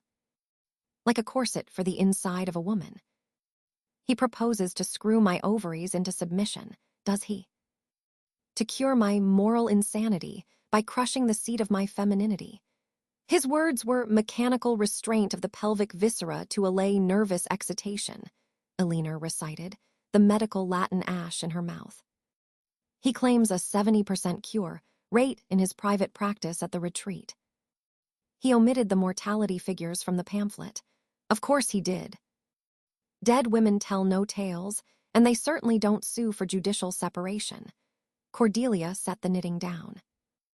Her eyes, the startling, clear gray of a winter sea, fixed on Elinor with terrifying clarity. He will come for you next, you know. Vane. He has already diagnosed you. Vicarious hysteria, he calls it. Sympathetic over-identification with the patient. A fancy term for a woman who thinks too much and speaks too little. He told father as much at breakfast. I heard them through the vent. Elinor's hand tightened on the back of the chair. The vent. The speaking tube disguised as a heating duct, running from the Countess's fireplace to the library below. She had forgotten it in her fatigue. I am not a patient, Cordelia. I am the keeper. The Lunacy Act requires a relative to supervise the care. I am the supervisor. Supervisors who ask too many questions become the supervised Nell. Vane needs a control subject for his treatise. A sister study. He wants to prove insanity is hereditary, contagious, domestic. Father agreed. He signed the papers for your observation at Highgate this morning. For a fortnight's rest, a fortnight becomes a year. A year becomes a life. Cordelia leaned forward, the lace shawl slipping. You burned the prince's letters. You think that saved us? It only removed the evidence that wasn't you. Now the only mystery left in this house is you. And Vane hates mysteries. He cuts them open to see how they tick. The library door was closed, but the murmur of male voices seeped through the oak, low and toxic as radon. Elinor descended the stairs with the measured tread of a woman approaching a scaffold. The house was full of spies, maids paid by the Earl, footmen loyal to Vane, the cook who reported to Hugo on the consumption of brandy, but the library was the inner sanctum. The war room. She paused, her hand on the brass handle, composing her face into the blank, respectful viscosity of the dutiful daughter. The silent anchor. That was her role. The one who holds the rope, while the others climb or fall. She entered. The room was a furnace of leather and tobacco, the fire roaring behind a brass fender. The Earl of Strathmore sat in his customary wingback, a mountain of tweed and imperial disapproval, his gouty foot elevated on a stool. Opposite him, Dr. Alistair Vane lounged in a carved Italian chair, looking less like a physician than a predator at rest. He was 38, pale, elegant, with hands that were terrifyingly white and long, surgeon's hands, pianist's hands, strangler's hands. His eyes, a washed-out blue, tracked Elinor's entrance with the precise, appreciative focus of a naturalist, pinning a rare butterfly. "Ah, Miss Mordaunt," Vane said, his voice a smooth baritone, polished by Harley Street and the Royal College. Punctual as a chronometer. The very picture of sanitary order. "We were just discussing your stewardship." The Earl did not turn. "Sit down, Alina. Do not hover. It agitates the nerves." She sat on the edge of the straight-backed chair offered to her, spine rigid, hands folded in her lap. "My lord." "Doctor." "You sent for me." "Sent for you." "No, my dear. We summoned you." "There is a distinction." Vane leaned forward, elbows on knees, steepling those terrifying fingers. "Your sister's case presents complexities. The standard moral management, routine, diet, isolation, has failed to arrest the progression of her moral insanity. The delusions of grandeur, the erotic mania, the refusal to acknowledge her husband's authority, these are symptoms of a deep-seated uterine irritation. The organ speaks, Miss Mordaunt. It screams. And we must silence it. The organ bore a living son 6 weeks ago," Alina said, her voice devoid of inflection. "It appears to have functioned adequately. A technicality," Vane waved a dismissive hand. "The Lancet is clear on puerperal mania. The womb, deprived of its burden, turns upon the mind. The treatment is mechanical compression. The ovarium compressor, a device of my own design, refined at the retreat. It applies steady, adjustable pressure to the ovarian plexus via the abdominal wall and internally. It calms the vascular storm. It restores the patient to her natural state, quiescent, obedient, fertile. Internally," Alina repeated. The word hung in the air, a filament of smoke. "You propose to insert a metal instrument into my sister's vagina and crank it like a wine press until she stops complaining about her husband's impotence. Miss Mordaunt," the Earl's voice cracked like a whip. "Your vulgarity is a symptom. Doctor." Vane is describing a standard, peer-reviewed intervention for hysteroepilepsy. "Your sister's refusal to submit is further proof of her incapacity to govern herself." "Her refusal is a legal right," Alina countered, the ice in her veins turning to steel. "She has not been certified a chancery lunatic by a commission. She is a voluntary boarder in her own home, under my care. The Lunacy Act of 1845, Section 42, forbids invasive surgery on a non-certified patient without the written consent of the Lord Chancellor. And the Matrimonial Causes Act reserves the person of the wife to herself, however much you may wish otherwise." Vane's smile did not waver. It merely grew colder, the lips thinning over teeth. "Legal precedent." "How masculine of you, Miss Mordaunt. You have been reading the statutes again. A dangerous pastime for a spinster. It congests the brain. Causes vicarious hysteria." He rose, crossing to the decanter on the sideboard. "Port Earl." "No." "Miss Mordaunt." "Water," she said. "Water." "Of course." "Temperance." Another symptom. He poured for himself, the ruby liquid catching the firelight. "I have submitted a paper to the Medico-Psychological Association on the transmissibility of moral insanity in the female line, a case study of the Strathmore sisters. It details the elder's erotic delusions and the younger's intellectual hypertrophy. Her pathological need to control, to document, to write. Her refusal of marriage offers. Her fixation on the patient. I propose. You propose to commit me, Alina said. It was not a question. I propose a therapeutic trial, Vane corrected, sipping. 6 weeks at the retreat. Fresh air, hydrotherapy, the rest cure. A chance for you to unlearn this brittle competence. To remember what it is to be a woman. Soft. Receptive. Silent, he set the glass down. Your father has signed the order. A private certificate. 2 physicians, myself and doctor. Graves of the county asylum, have countersigned. It is perfectly legal. Perfectly kind. Elinor looked at her father. The Iron Earl. The architect. He stared into the fire, his profile etched in shadow, the veins at his temple pulsing with the gout. He would sacrifice his youngest to save his eldest son. He would sacrifice them, both to save his cabinet seat. "Father," she said, "I have managed this estate for 3 years.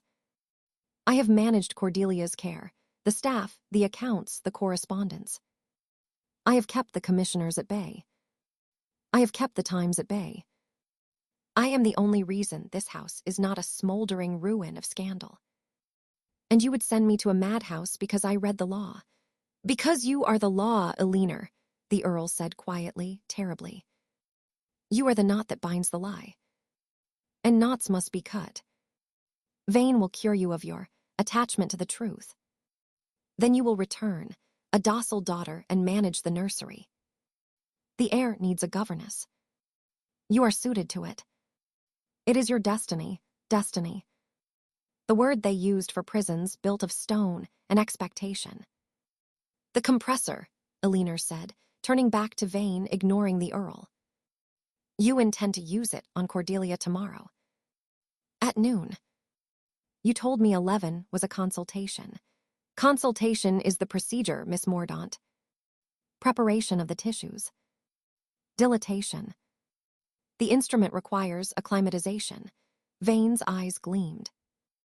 "Unless, of course, you would care to volunteer as a demonstration model.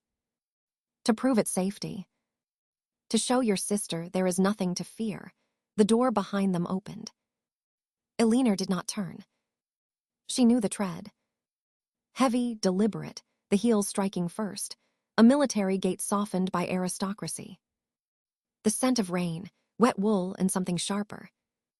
Bergamot. Tobacco. Gun oil. "Doctor." "Vane," Lord Julian Ravenswood said.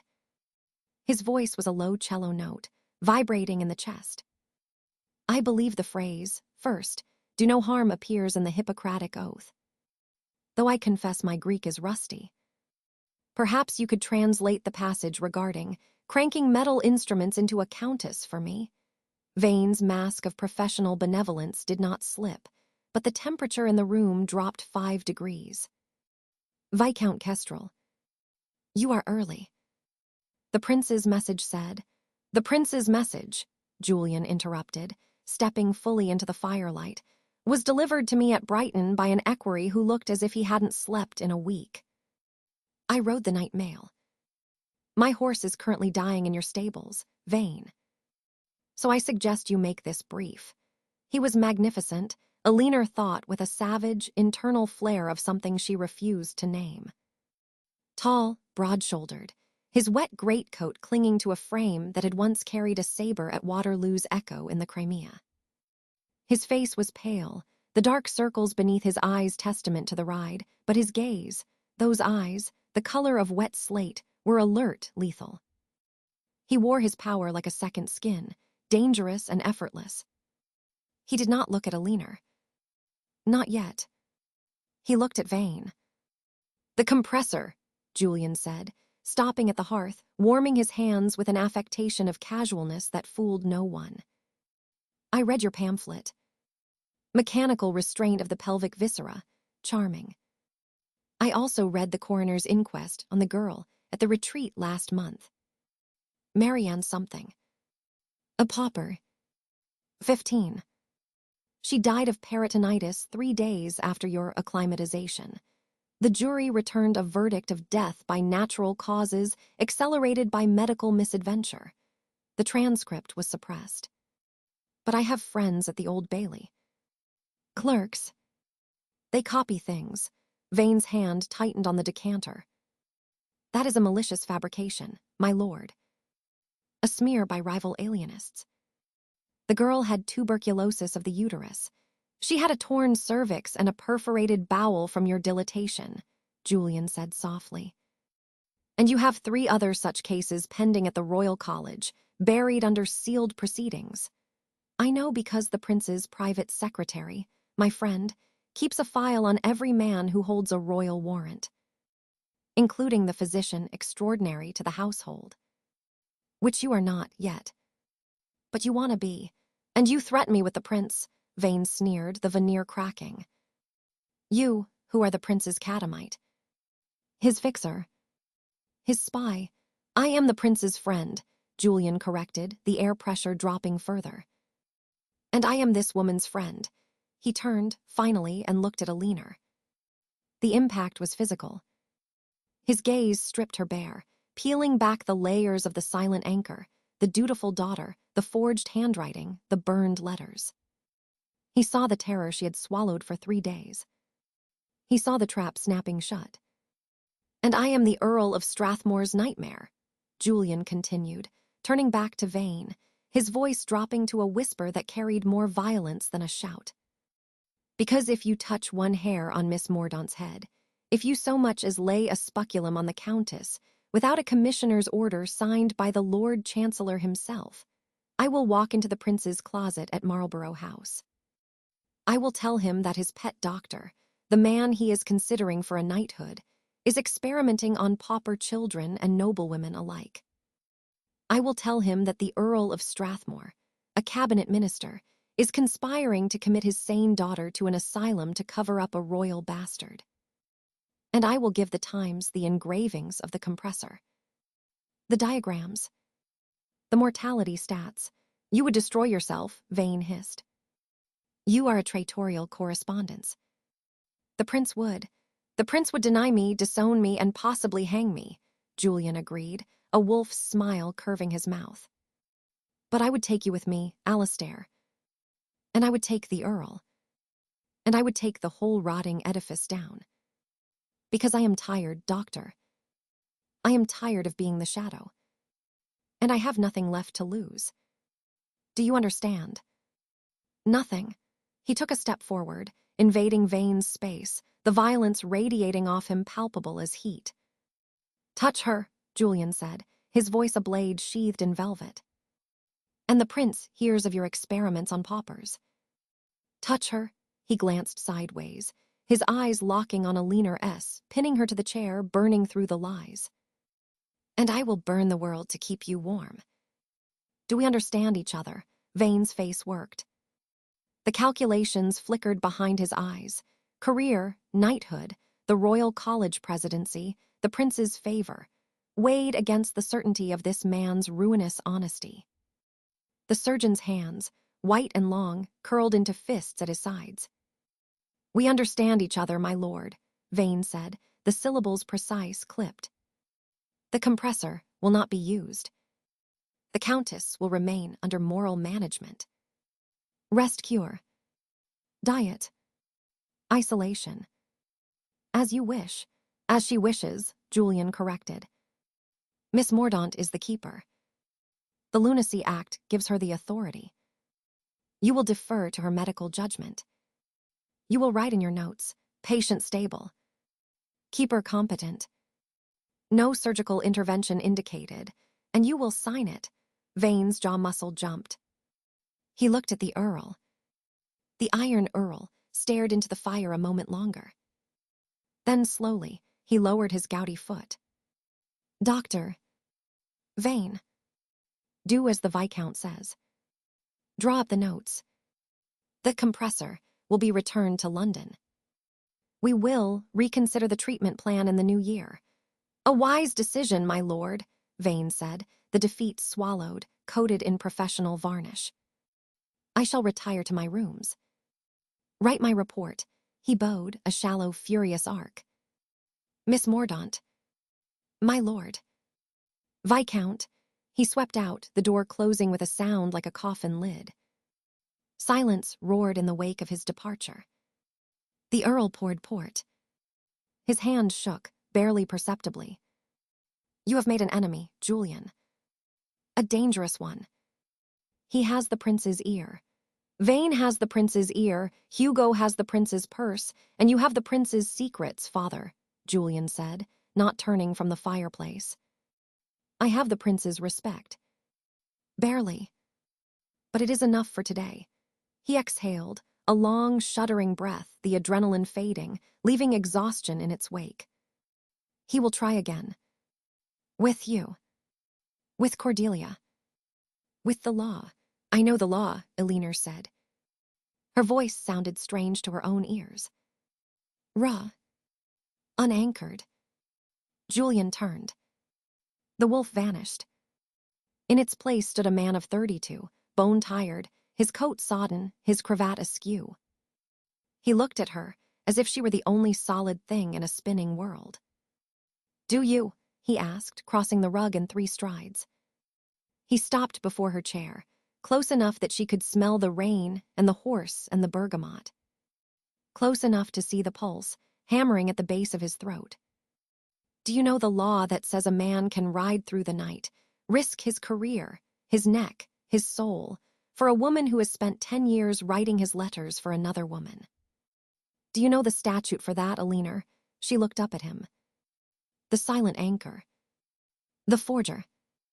The sister.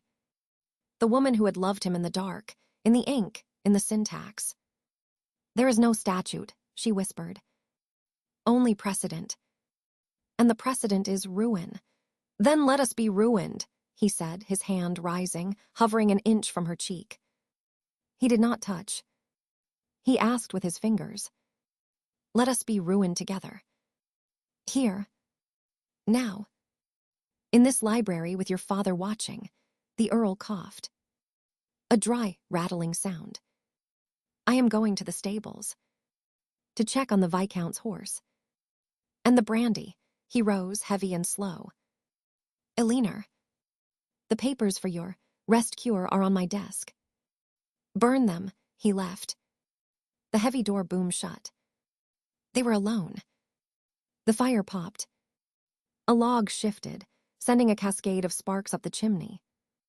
Julian's hand dropped. Not touching. Resting on the arm of her chair, his knuckles brushing the silk of her sleeve. He signed the certificate, Julian said, his voice rough. For Highgate. For you. I saw it on the blotter. Vane's countersignature. Graves's countersignature. It is done, Elinor. Legal. Binding, I know, she said. I have the Lunacy Act memorized. Section 12. A private certificate requires only 2 physicians and a relative. He is the relative. Vane is one physician. Graves is the other. I am certified. Then we run, he said, the madness in his eyes banked but burning. Tonight. The night mail to London. Aggie Villiers has a townhouse in Mayfair. We can. No, the word was a key turning in a lock. If I run, Cordelia falls. The commissioners come. The prince comes. Arthur is declared illegitimate. Hugo gets the boy. Father gets the scandal. You get the tower. She stood up, facing him, her height coming barely to his shoulder. I stay. I fight the certificate. I demand a commission hearing. I have the medical journals. I have Vane's mortality rates. I have the law. You have the prince. I have the prince's fear, Julian corrected. Not the prince. And fear is a fickle master. It is the only master we have, she said. She reached out, her hand covering his on the chair arm. Her fingers were cold, his were burning. Julian. The compressor. You stopped it. For Cordelia. For me. I stopped it for you, he said, turning his hand over, lacing their fingers together. A shock ran through her, pure and terrifying as lightning. Cordelia is a weapon. You are the target. And I am done watching targets be hit. Vane will try again. He will use the vicarious hysteria. He will say my attachment to you is proof of my insanity. An erotic fixation on the sister's lover. It is the classic diagnosis. The Lancet has 3 case studies this year alone. Let him, Julian said, his thumb stroking the back of her hand, a slow, deliberate caress that undid 15 years of silence. Let him write it. Miss Mordaunt suffers from a delusion that the Viscount Kestrel returns her affection. I will sign the affidavit. I will swear in open court that the delusion is mutual, that the symptoms are chronic, that the prognosis is hopeless. She laughed. A cracked, strangled sound, torn from a throat that had forgotten how. Perjury. Treason. Madness. Love, he corrected. The only diagnosis that matters. The only one Vane cannot cure. He stepped closer. The heat of him enveloped her, a living shield against the damp, the law, the earl, the doctor, the prince. Write me a letter, he murmured, his mouth near her ear, his breath warming the cold shell. Not Cordelia's letter. Not the earl's letter. Yours. Write it on your skin. Let me read it. She tilted her head back. The gray eyes, the dangerous mouth, the exhaustion and the ferocity. I cannot write, she whispered. My hands shake. Then dictate, he said. I will take it down. I have excellent handwriting. I learned from the best. Did you? A tear escaped, tracking a hot path down her cheek. Who was the best? You, he said. You were the best. You are the ink. I am only the paper. He kissed her then. Not in the conservatory, amidst the steam and the orchids. Not in the storm with the gaslights guttering. Here, in the library of the Iron Earl. On the hearthrug of the war room. With the smell of port and tobacco and rain. It was not gentle. It was a sealing of a contract signed in blood. His mouth tasted of cheap cigars and fear, and something infinitely sweet. His hands came up to cup her face, his thumbs brushing away the tears, holding her skull as if it were a holy vessel. She clutched his lapels, the wet wool ruff against her palms, anchoring herself in the solid reality of him. This is real, she thought, her mind fracturing and reassembling in a new configuration. This is the only real thing. The letters were lies. The nursing is a lie. The madness is a lie. This is the truth. He broke the kiss, resting his forehead against hers, breathing her air.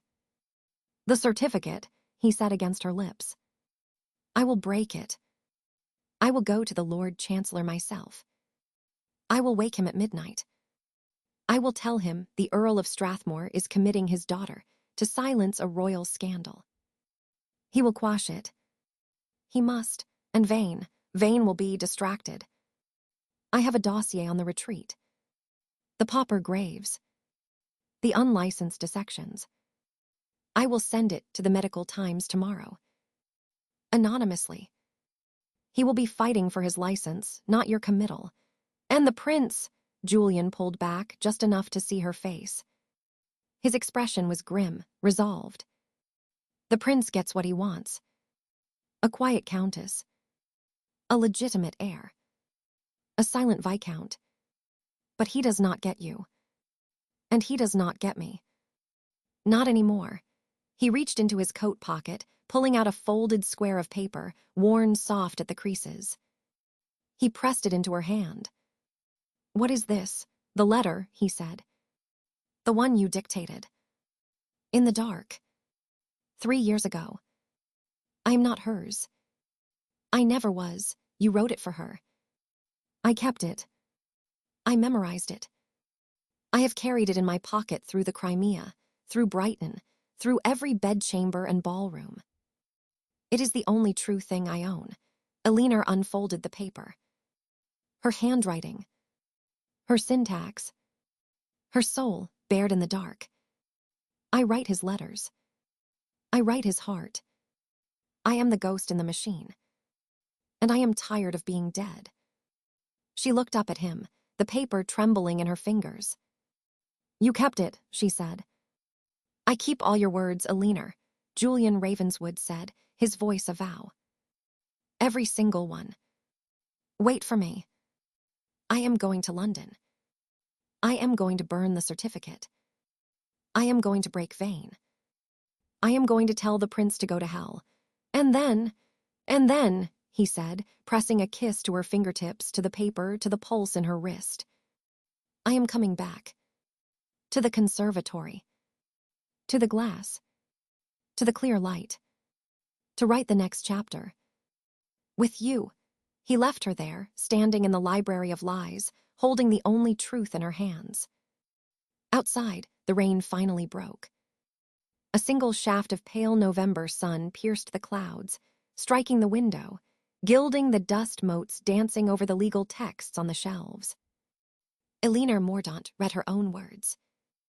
And for the first time in 10 years, she did not burn them.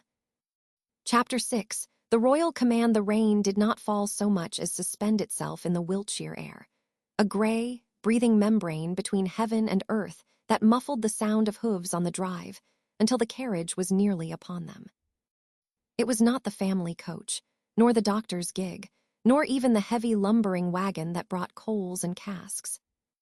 This was a town carriage, dark as a bruise, bearing the cipher of the Prince of Wales picked out in gilt upon the door panels, a crown above crossed feathers, Ic Dean. Eleanor stood in the hallway, her fingers folded into the cuffs of her wool walking dress, the very picture of the devoted sister nurse. She had dismissed the footman to the stables. She would receive the king's messenger herself.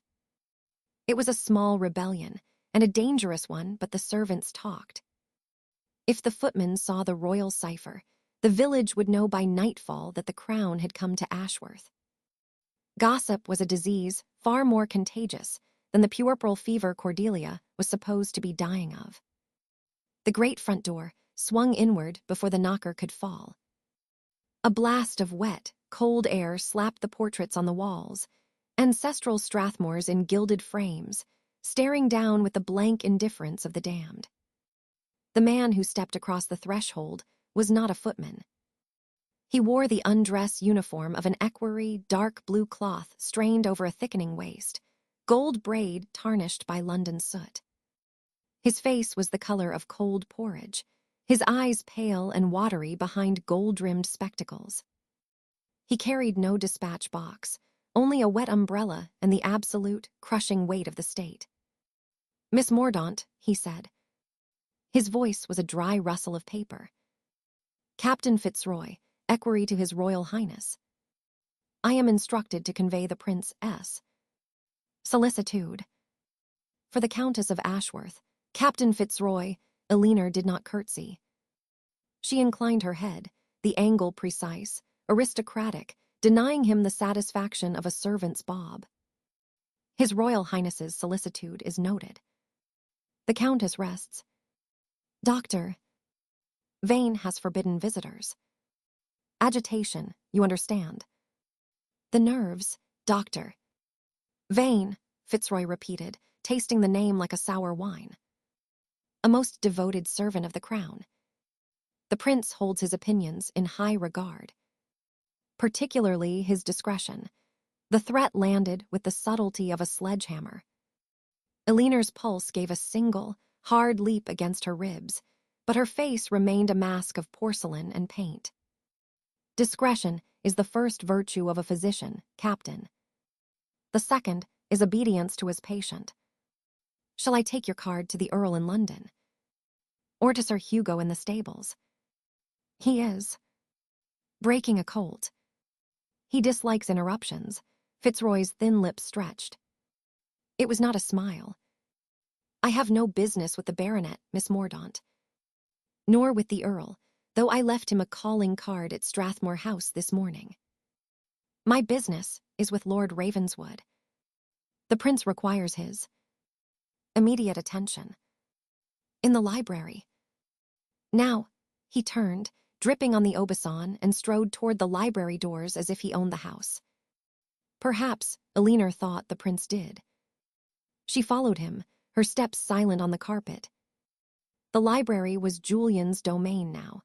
The maps of the Eastern questions spread over the desk, beside the decanter of Hugo's claret. Julian stood by the window, his back to the door, one hand resting on the cold glass. He did not turn at the sound of the door, but his shoulders squared, the line of his jaw hardening in the reflection of the panes. "Captain Fitzroy," Julian said, his voice low, devoid of the lazy drawl he wore for society. The prince honors Ashworth with his anxiety. I had hoped the distance from Brighton might dull his memory.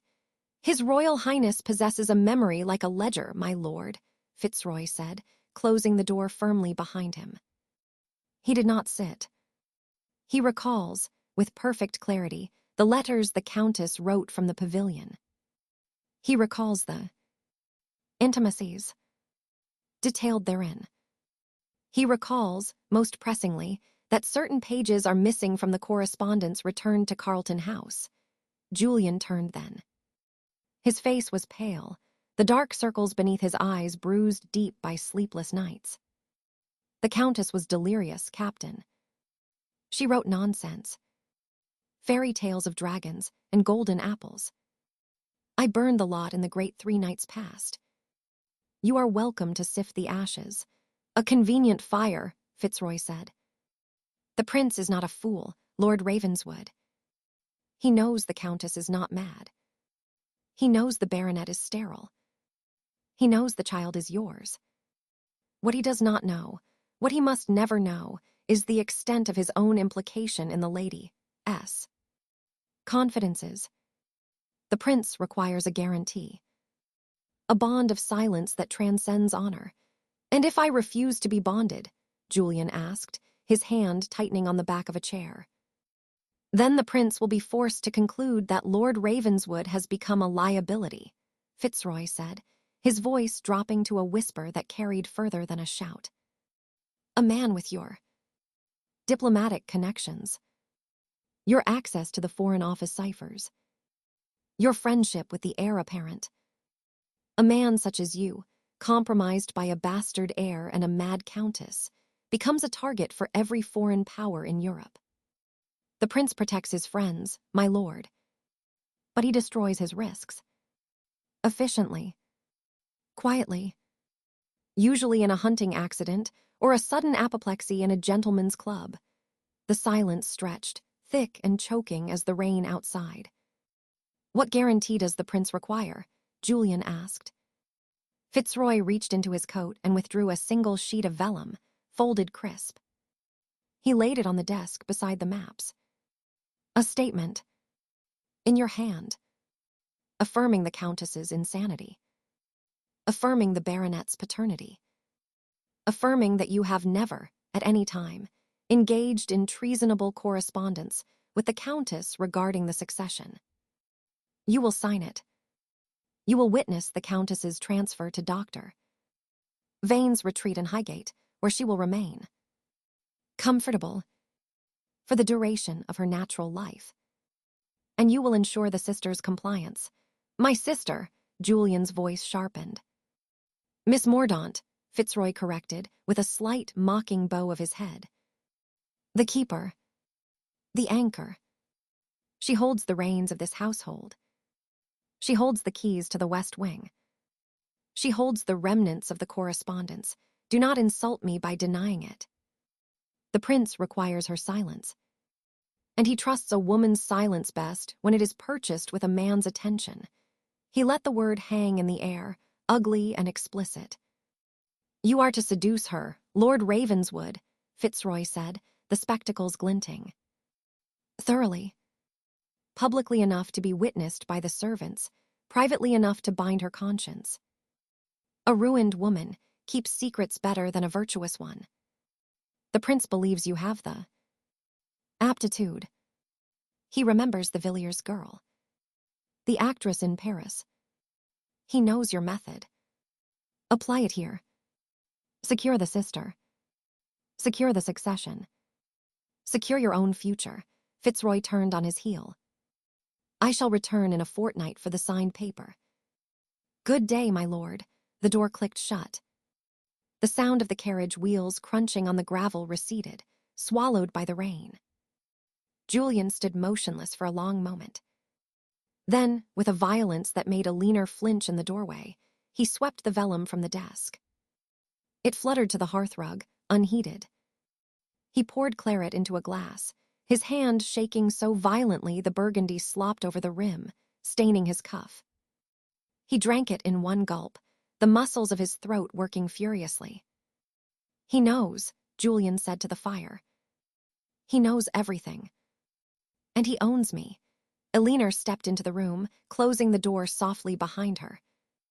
He does not own you, Julian. He owns a version of you that exists only in dispatch boxes. You are not a cipher. Julian whirled, the glass shattering against the fender. Am I not? Look at me, Elinor. I am a kept dog. The prince whistles, I heel. He tells me to bed the sister, he stopped, his chest heaving, his eyes finding hers across the room. They were the color of a storm at sea. I cannot. God help me, I cannot. But if I refuse, he destroys me. He destroys Cordelia. He destroys you. He cannot destroy what he cannot find, she said, crossing the room. She stopped a foot from him, close enough to smell the wine and the rain on his coat, the sandalwood and sweat of him. We burned the prince's letters. Cordelia has the only leverage that matters, the heir. And I have the law. The Lunacy Act requires a commission, a jury, a master in lunacy. It takes months. Months in which Cordelia is here, under my roof, under my care. Not in Highgate, Julian laughed, a raw, broken sound. You speak of law to a man who trades in treason. The prince does not use the law, Elinor. He uses power. He will have Vane sign the certificates. He will have the Lord Chancellor rubber stamp the commission. By morning, the wagons could be at the door. Then we do not wait for morning, she said, her voice dropping to a fierce whisper. We move Cordelia. Tonight. To the dower house in the village. It is in my name, settled on me by Mama. It is not Strathmore property. It is not Ashworth property. Vane has no jurisdiction there without a fresh warrant. And the child, Julian asked, his gaze searching her face. The heir. Hugo will never allow the bastard out of his sight. Hugo is in the stables, Elinor said. And Arthur is upstairs in the nursery, sleeping off a dose of Godfrey's cordial. Mrs. Beale answers to me. If we move the mother, the child must go too. Or, she hesitated, the ruthlessness of it tasting of iron on her tongue. Or we leave the child. We let Hugo keep his heir. We buy Cordelia's freedom with the boy's absence. Julian went still. You would give up your nephew. The only blood you have left. I would give up the lie of him, she corrected fiercely. To save the truth of you. To save Cordelia from the knife. To save myself from this cage. She reached out, her fingers brushing the wet wool of his lapel. Julian. The prince wants you to seduce me. He thinks my silence has a price, and that price is your bed. Julian's hand came up, covering hers where it rested on his chest. His palm was burning hot through the wool. And if the price is my bed, Elinor. If I have wanted this, wanted you for 10 years. Since the first letter you wrote for her, signed with my name. What then? Am I the prince's instrument, or your lover? Elinor's breath hitched. The admission hung between them, vast and terrifying, the elephant in the room finally named. You are neither, she whispered. You are a man. Choose. Before he could answer, before the world could right itself on its axis, a sound drifted up from the back stairs. A laugh. Low, throaty, distinctly female. Then a man's voice, murmuring, intimate. Elinor froze. Her hand dropped from Julian's chest, as if burned. The sound came again. A giggle stifled. The creak of a boot on a stair tread. The unmistakable rustle of a skirt being lifted. Julian's face shuddered. The raw openness vanished, replaced by the cool, indifferent mask of the Viscount Kestrel. The new nursery maid, he said, his voice flat. Mary. Or is it Martha? Hugo hired her last week. Pretty thing. Simple, Elinor stood perfectly still. Her heart did not break. It calcified, turning to stone in the space of a heartbeat. Of course. The prince's command. Seduce the sister. Secure the compliance. Julian was doing his duty. He was playing the part. He was the rakish viscount, the king's shadow, taking his pleasure where he found it. Quite, Elinor said. Her voice was devoid of inflection, a perfect instrument. She seems enthusiastic. You have a gift for enthusiasm, Julian. It was always the most convincing part of your letters. She turned on her heel and walked out of the library. She did not go to her room. She did not go to the nursery to check the cordial. She walked the length of the west corridor, past the baize door that separated the family quarters from the servants' domain, past the locked door of Cordelia's room where the key lay heavy in her pocket. She went to the conservatory. The glass sanctuary smelled of damp earth and rotting orchids, the heavy, cloying perfume of the night-blooming cereus that refused to open. The rain hammered on the roof, a relentless drumming that drowned the sound of her breathing, her footsteps, the terrible, silent screaming in her chest. She sank onto the stone bench beneath the great vine, pulling her knees up, wrapping her arms around herself. She pressed her forehead to her knees and let the cold seep through her stays, through her skin, into the bone. I am not hers. I never was. The words echoed in her mind, a litany against the dark. She had written them 1,000 times in Julian's hand, poured his soul into ink for Cordelia's eyes. She had been the ventriloquist, the ghost in the machine. And now the puppet had cut its strings and was dancing with the nursery maid on the back stairs. A fool. She was a fool. A 36-year-old spinster fool, sitting in a glass house, throwing stones at her own reflection. The inner door opened. She did not look up. She did not move. Elinor, she knew that voice. It did not come from the back stairs. It came from the shadowed corner by the potting bench, where the light never reached. She lifted her head. Cordelia sat there, wrapped in a dark velvet dressing gown, her hair a cascade of unbound gold over her shoulders. Her face was pale, translucent, the blue veins tracing maps at her temples. But her eyes were bright, fever-bright, utterly sane. She held a glass vial in one hand, rolling it between long, ringless fingers. Laudanum. Or perhaps something stronger, pilfered from Vane's cabinet. Cordelia, Elinor said. The name was a shield. You should be in bed. Vane is dosing his port with chloral, Cordelia interrupted, her voice a husky whisper that cut through the rain. He won't wake until noon. Hugo is in the stables with the colt. The footmen are drunk on the prince's claret. We are alone now. Truly alone, for the first time in 10 years. Elinor wiped her face with the back of her hand, ashamed of the wetness there. I saw him. With the maid. He is doing as the prince commanded. Cordelia laughed. It was a terrible sound, dry and cracking. Oh, my dear, stupid sister. Do you think Julian Ravenswood fucks a nursery maid because a German princeling tells him to? He fucks her because it is easy. Because she asks nothing. Because she does not look at him with your eyes, eyes that see the rot behind the guilt, the price of every smile.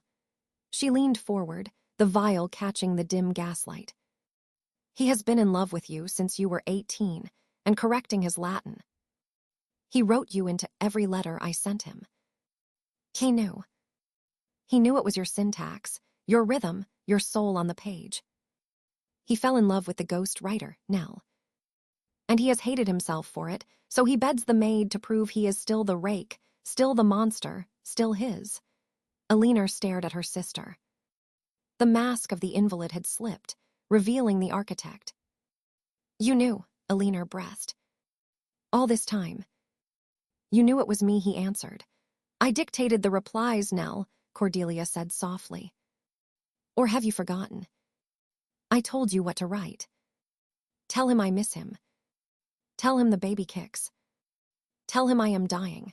and you wrote your truth instead. I miss the sound of your voice. The rain reminds me of the conservatory. I am not dying, I am waiting. He fell in love with the waiting. Not the dying. Cordelia reached out, her hand cold as marble as it closed over Aliner's clenched fist. Listen to me. The prince wants you compromised. Julian refuses to be the weapon. So the game changes. You must be the weapon. I am no one's weapon, Aliner said, though her voice trembled. You are the only weapon that matters, Cordelia corrected, her grip tightening, bruising. Julian loves you. The prince fears you. Vane underestimates you. Hugo ignores me. Use it. Seduce the Viscount, Aliner. Not for the prince. For yourself. Bind him to you so tightly that the prince cannot sever the knot. Make him choose you over the crown. Make him burn his commission for a night in your bed. Aliner pulled her hand away as if burned. That is blackmail. That is prostitution. It is war, Cordelia hissed, her face suddenly ravaged, the bones sharp beneath the skin. And I am losing. I am dying, Nell. Truly dying. The syphilis, the mercury, the laudanum, it is eating me alive. I have weeks. Perhaps days. And when I am gone, Hugo takes the boy. Vane takes this house. The prince takes Julian. And you. You will be left with nothing but the nursery maid's giggle echoing in your ears. She leaned back, closing her eyes, the image of the dying countess returning, the performance resuming seamlessly. He is in the conservatory, waiting for you. He has been there for 20 minutes, since the maid left his room. He did not touch her, Nell. He sent her away. He came here to find you. Aliner's head snapped up. Go to him, Cordelia commanded, her voice fading into a whisper. Kiss him. Ruin yourself. Save us all. Keep my son safe until he is old enough to hate his father. That is your charge. That is your love. Now go, Aliner stood. Her legs were stiff, her stays biting into her ribs, her skull throbbing with the pressure of unshed tears. But her spine was straight. Her chin was high. She walked to the inner door, her hand on the brass handle. She paused, looking back at the ruin of her sister, the beautiful, terrible puppet master. He loves me, Aliner said, testing the words. You are certain. Cordelia opened one eye, brilliant and malicious. I wrote the letters, Nell. I know his handwriting. But you wrote his soul. Go read it back to him. The door clicked shut behind Aliner. The rain hammered the glass. And in the steam-heavy dark of the conservatory, a tall figure rose from the shadows by the serious vine, shedding water and duty like a second skin. Aliner, Julian said. His voice was hoarse, stripped bare. I sent her away. The maid. I didn't. I couldn't. I am not hers. I never was. Aliner walked toward him through the jungle of ferns, the steam rising around them like a veil, obscuring the bars on the windows, the locks on the doors, the world outside. I know, she said, stopping inches from him, looking up into the storm of his eyes. Cordelia told me. Julian flinched. She sees everything, Aliner said. She reached up, her fingers tangling in the wet silk of his cravat, pulling his head down. She also says I am a fool for waiting for an invitation. His breath gusted hot against her lips. An invitation. I am issuing one, she whispered. Julian. Viscount Kestrel. Spy. Liar. Lover. Write me a letter. In your own hand. For me.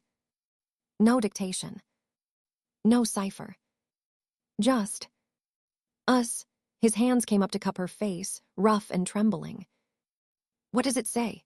Aliner smiled, a real thing, sharp and fragile as broken glass. It says, I'm not hers. I never was. I am yours. Come and take me. And then his mouth was on hers, tasting of claret and rain and laudanum and 10 years of ink-stained silence, and the conservatory walls fell away, and the prince, and the doctor, and the earl, and the madwoman in the bed upstairs, and there was only the syntax of skin on skin, the grammar of breath, the first true sentence either of them had ever spoken. Chapter 7. The night blooming Sirius the barometer in the hall had been sinking since noon, the mercury trembling in its glass tube like a man facing a firing squad. By 4 o'clock, the sky over Wiltshire had bruised to the color of a healed contusion, yellow-green at the edges, black at the core. The trees of Ashworth Park did not sway. They convulsed, ripping at their own roots, and the rain did not fall so much as it was flung, horizontal and stinging, driven by a gale that screamed down the chimneys and rattled the leaded panes of the west wing. Inside, the gaslight fluttered, a dying pulse behind yellowed glass. Elinor stood in the conservatory, the humidity clinging to her skin like a second, unwanted shift. The air here was thick, sweet with the rotting perfume of orchids and the sharp, green scent of snapped fern fronds. It was the only room in the house where the bars were on the outside, the iron grates set into the stone plinth to keep the winter frost from the tropical specimens within. Tonight they kept the storm out, though the glass shuddered in its leading, bowing inward with every gust. She wore a wool wrapper, gray and shapeless, the cuffs frayed from wiping condensation from the glass. Her hair, usually pinned in a severe coil, had escaped in damp tendrils that clung to her temples and the nape of her neck. She held a silver syringe, not for laudanum, but for water, poised over the crown of the Selenicerius grandiflorus. The queen of the night. It was a gangly, ungainly thing for 364 days of the year, a tangle of flattened, spiny stems clinging to a trellis, looking more like a dried herbarium specimen than a living plant. But on this night, the barometric pressure dropping through the floorboards, the humidity spiking to near saturation, the buds had swelled, elongated, their white sepals peeling back with an audible crack of cellulose. One bloom. Just one. The size of a teacup saucer, waxen and luminous in the gloom, unfurling its throat to a darkness that could not appreciate it. It smelled of vanilla and jasmine, cloying and sudden, a olfactory ambush in the damp air. Elinor misted the petals, her hand steady despite the tremor in the floor. One night, she thought. It blooms for a single night, and by dawn it collapses into slime. All that energy stored in the ugly stem for one moment of obscene beauty. She understood the biology. She understood the strategy. She did not understand why her throat ached watching it. A crash from the house proper, heavy, muffled by distance and stone. Not thunder. Thunder vibrated in the chest. This was a dull thud of furniture, perhaps, or a door slammed by the wind's invisible hand. Then a scream. It rose above the gale, thin and reedy, tearing into a high, sustained note that shattered into laughter. Cordelia. Elinor did not start. She did not drop the syringe. She simply lowered it, the water dripping onto the back of her hand, cold as the rain lashing the glass. She knew that scream. She had curated it. She had watched Cordelia practice the arc of it, how to pitch the voice so it carried through the ventilation shafts to the servants' hall, but not so loud it would bring Hugo from his brandy in the library. The fit was scheduled for 9 o'clock, precisely when Dr. Vane made his evening rounds. A performance for the doctor's case notes. Subject exhibits violent hysteria, responded only to bromide. Page 42 of the growing fiction. Let her play, Elinor whispered to the flower. She writes the script. I only turn the pages. The gas lamp on the wall sputtered, the flame dancing wildly, casting the iron shadows of the barrister across the ferns, making the conservatory breathe. The light died to a sullen orange ember, then guttered out entirely. Absolute darkness. Not the gray dark of a clouded night, but the black velvet dark of a sealed coffin. Elinor stood still, her fingers curled around the metal syringe. She counted her heartbeats. 1, 2, 3. The emergency oil lamps in the hall, if the footmen remembered them, would take 10 minutes to reach the West Wing. 10 minutes of blindness in a house full of secrets. A match struck. The sound was obscenely loud. Scratch his flare. Yellow light bloomed, cupped in long fingers. It illuminated a face she knew better than her own reflection, sharper in the flesh than in the miniature she had burned, older, lined at the eyes and mouth by the 3 years since she had last stood this close to him. Julian Ravenswood. He wore a traveling coat, dark wool sodden at the shoulders, dripping onto the flagstones. His cravat was askew, the linen crushed. He looked like a man who had ridden through hell and found the gates locked. He lit a candle stub stuck in a bottle neck on the potting bench, the flame catching the gold of his eyes, the wet gleam on his jaw. "Miss Mordaunt," he said. His voice was rough, stripped of the courtier's velvet. "The storm took the main gas line at the lodge. The whole house is dark. Vane is."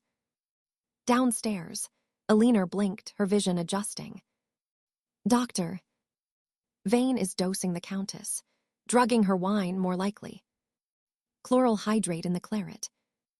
I saw the bottle on the sideboard when I passed the dining room. He means to keep her compliant for the morning's examination." Julian set the matchbox down. His fingers trembled, just slightly. "He doesn't know I saw. He doesn't know I'm here. The prince's equerry delayed me at the gates with urgent dispatches, a fabrication to keep me from the house, until Vane's work was done. I rode the last 3 miles in the ditch to avoid the drive. You rode in this. I swim well." He took a step closer. The air between them displaced, heavy with rain and the flowers' cloying perfume. "Elinor." "You are freezing. I am fine." The lie tasted of iron. "The Sirius is blooming. It requires humidity. Heat, it requires a stove. You are standing in a glass box in a hurricane wearing wool fit for a parlor." He shed his coat in one fluid motion, the heavy wool landing with a wet thwack on the bench. Underneath, his waistcoat was dark with rain, clinging to the breadth of his shoulders. He advanced, not stopping at the polite distance of a viscount addressing a lady's companion, but closing until the heat of him was a physical force, radiating through the chill of the room. "Julian," a warning. A plea. She did not know which. "Don't." He reached out, his fingers brushing the damp hair at her temple. The touch was scorching, a brand through the cold. "Don't give me the Miss Mordaunt voice. The one you use for Hugo. The one you use for Vane. The one you wrote for me in Cordelia's letters for 2 years. I know that voice. I fell in love with that voice before I ever fell in love with the woman who owns it." The words hung in the steam-heavy air, more destructive than the storm outside. Elinor's breath hitched. Her hand, clutching the syringe, rose of its own accord, her fingers closing around the lapel of his wet waistcoat. The fabric was coarse, smelling of horses, rain, and the faint, underlying scent of him, tobacco, shaving soap, and the metallic tang of London fog. "You fell in love with a fiction," she whispered, her voice cracking on the steam. "I wrote what she could not say. I gave her the words to hold you. I stole them from my own mouth. You are the words," he said, fierce and low. "The syntax. The rhythm. The hesitation before the comma. I read your letters to me, signed with her name, and I knew. I knew the second winter.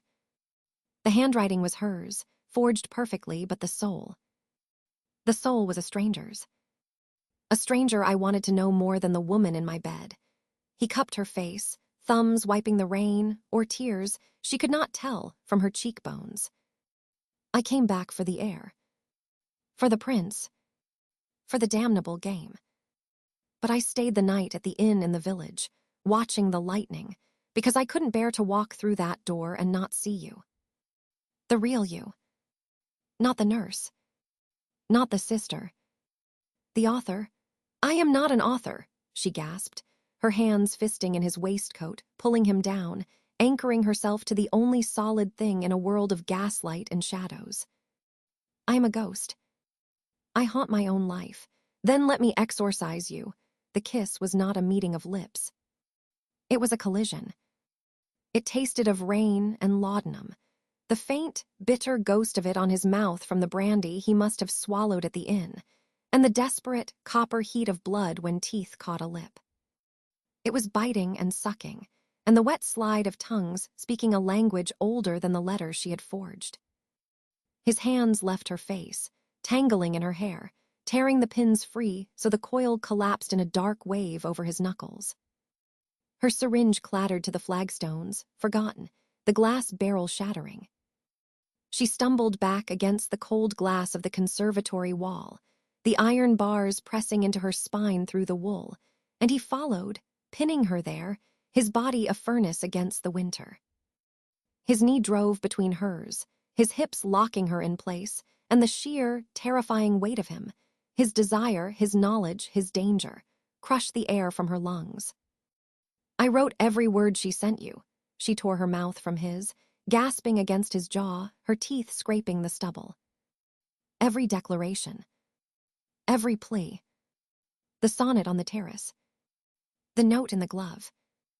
All me. I know, he groaned, his mouth moving down her throat, his teeth finding the pulse hammering under her jaw. I fell in love with your syntax, Eleanor. The way you used a semicolon to hold back a sob. The way you signed, yours, see, but the Y had my initials flourish. I have kept every one.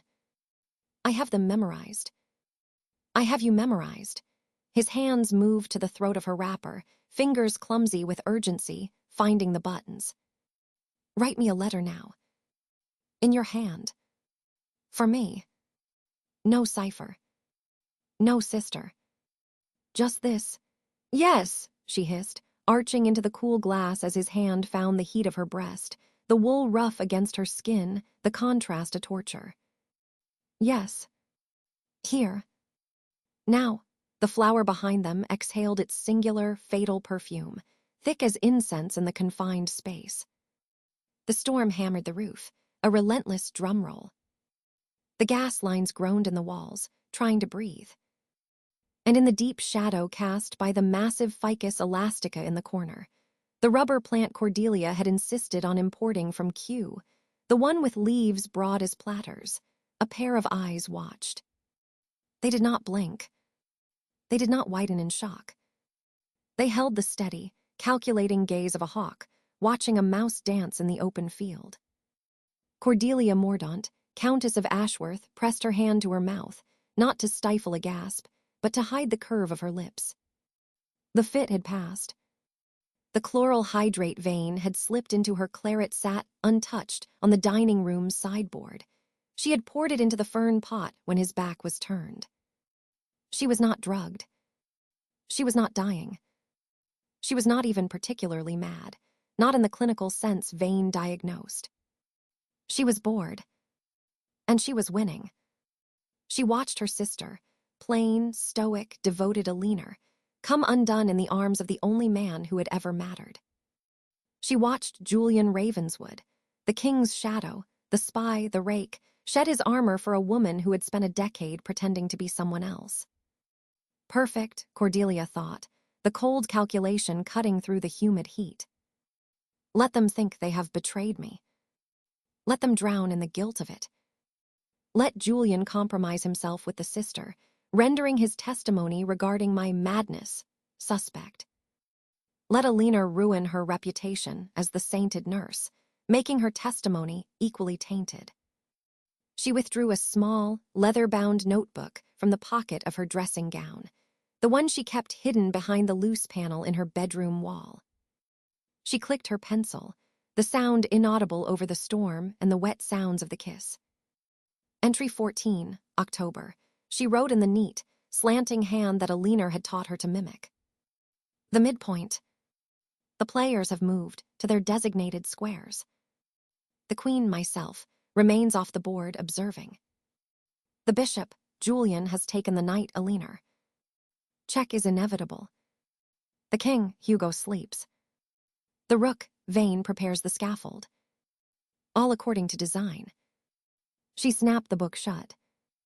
The click was final. A period at the end of a sentence she had written years ago. She turned, moving silently in her soft slippers across the wet flagstones, back toward the double doors that led to the corridor, back toward the west wing, back toward the barred window and the performance of a lifetime.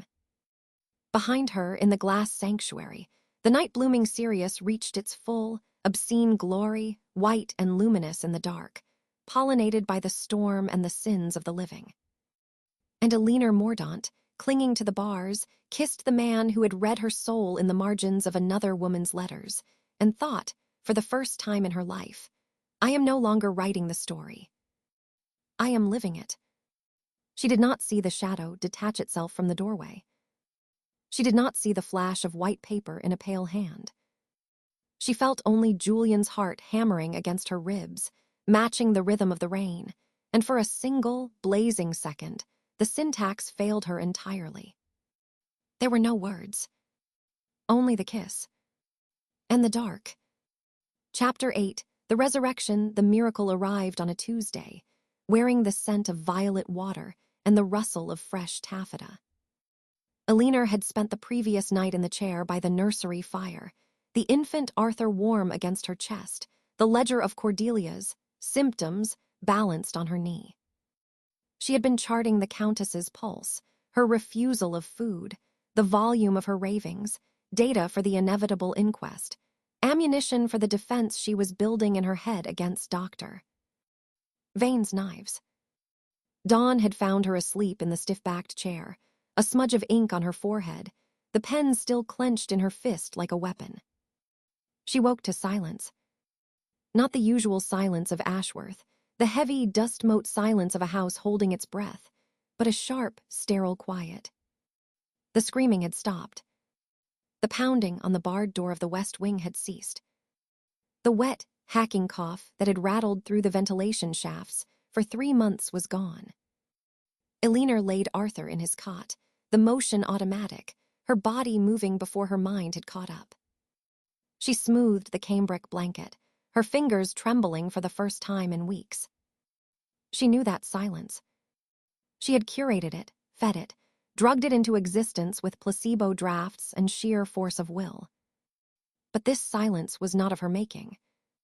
She left the nursery, her skirts brushing the dust-laden boards of the corridor. The west wing door stood open. Not ajar. Open. The heavy iron key, usually heavy in her pocket, was gone from the lock. The room beyond was flooded with the pale, watery light of a Wiltshire morning. The bars on the windows, installed for her ladyship's safety, by a joiner paid in sovereigns and silence, caught the light, casting shadows like the ribs of a dissected animal across the floor. But the bed was made. The restraints, the awful leather straps Vane had insisted upon for the nocturnal paroxysms, were folded neatly at the foot of the mattress, buckles polished. Cordelia stood at the dressing table. She wore a gown of pale dove-gray silk, high-necked, long-sleeved, perfectly tailored. Her hair, a cascade of dark gold that had been hacked short in a fit of mania 6 weeks prior, was now dressed in an intricate chignon, not a strand astray. She held a tortoiseshell brush, drawing it through the heavy mass with slow, deliberate strokes. Her back was straight. Her shoulders were square.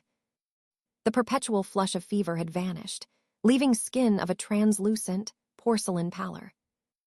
She looked, Aliner thought with a cold sickness spreading through her gut, exquisite. She looked like the incomparable of the 1865 season. She looked like a weapon. "Good morning, Aliner," Cordelia said. Her voice was low, modulated, the husky contralto that had made bishops weep and rakes ruin themselves. There was no tremor. No wildness. No madness. "You look exhausted. You really must sleep in a bed." The circles under your eyes are quite unbecoming. Elinor did not move. Her hand found the doorframe, fingers digging into the damp rot of the wood. You are well.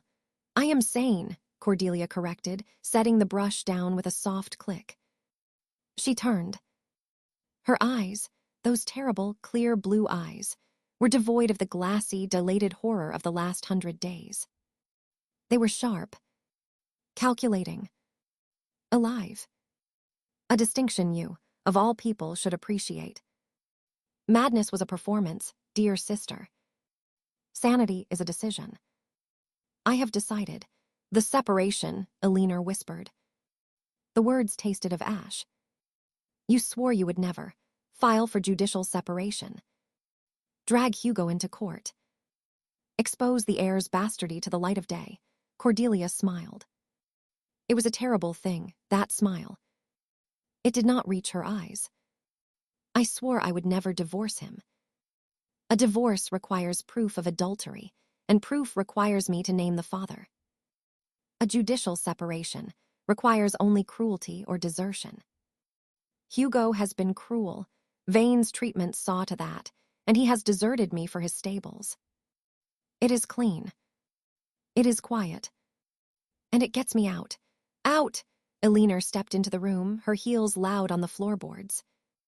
You have no money. No carriage. The Earl holds your pin money. Hugo holds the child. Hugo holds the title, Cordelia corrected, rising. She moved to the window, pressing a pale hand against the cold glass, the bars shadowing her knuckles. But the Earl holds the secrets. And I have just remembered where the bodies are buried. Literally, in the case of the prince's letters you burned. Metaphorically, in the case of the ledger Hugo keeps in his study, the one detailing his arrangements with the stable boys. The Earl cannot afford a scandal that reaches the probate registry. Hugo cannot afford a scandal that reaches the Queen. I have leverage, Elinor. For the first time in 5 years, I hold the whip hand. She turned back, the picture of the Victorian heroine restored, wronged, resilient, radiant. I shall have my son, Cordelia said softly. I shall have my allowance. I shall have my freedom. And you.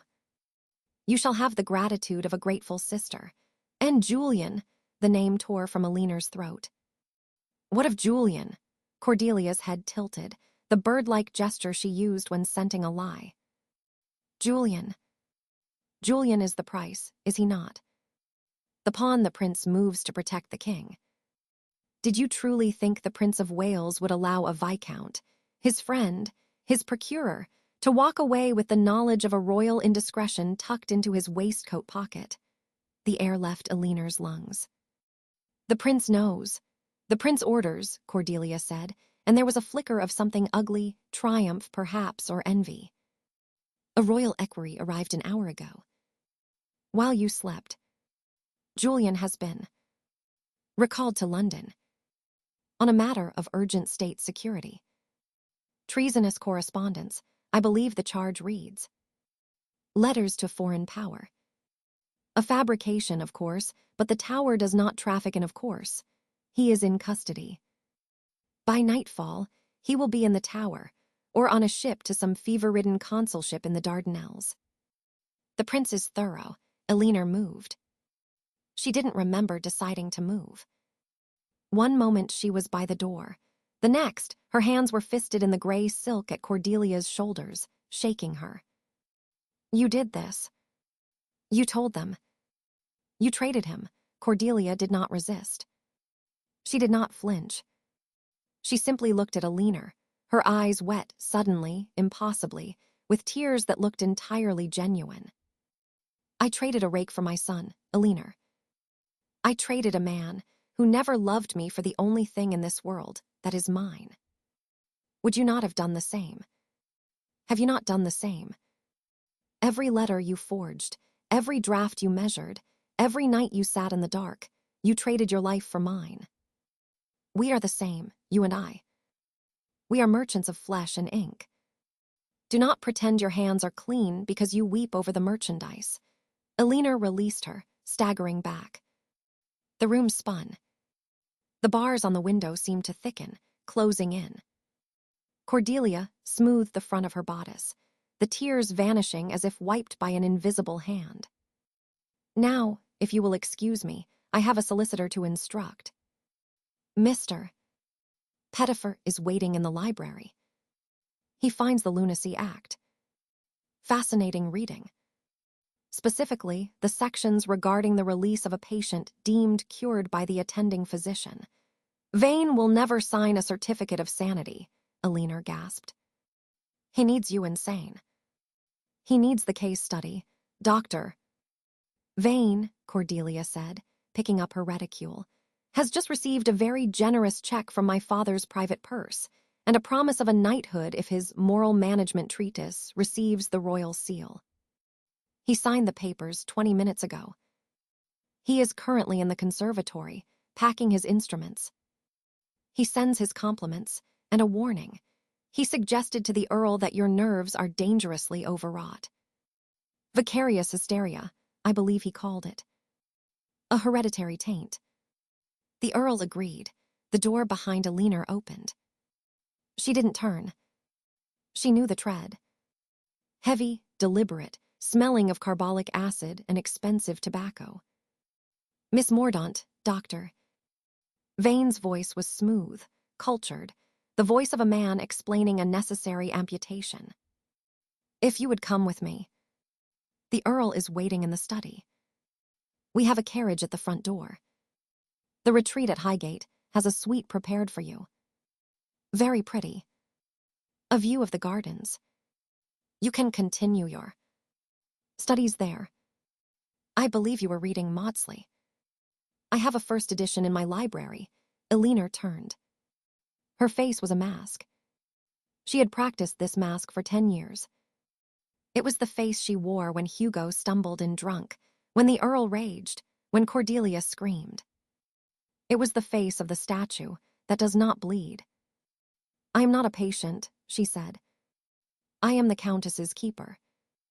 My contract is with the family, not your asylum. Contracts are voided by lunacy, my dear," Vane said, stepping closer, the light catching the gold of his watch chain. "And the Earl has just signed the petition. 2 magistrates have countersigned. It is remarkably efficient, the Lunacy Act of 1862, when one has the Earl of Strathmore's influence. You have been displaying erratic behavior, obsessive fixation on the patient, refusal of nourishment, and nocturnal wandering. The servants have already given depositions. Cook says you talked to the walls.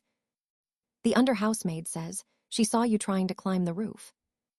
A cry for help, she said. How touching. Lies. All lies. But legal lies. The kind that locked doors and barred windows. Julian, Alina started. Is indisposed, Vane interrupted gently. And even if he were here, a viscount in the Tower for treason has little sway over a baronet's domestic arrangements. The prince sees to that, a sound from the corridor. Boots. Heavy, clumsy. The Earl's groom, perhaps. Or the asylum, attendants Vane kept in the gatehouse. Large men. Quiet men. Alina looked at Cordelia. Her sister stood by the window, the dove-gray silk glowing in the weak sun. She was examining her nails. Cordelia, Alina said. The name was a prayer. A curse. Arthur. The baby. You cannot take him to court. You cannot.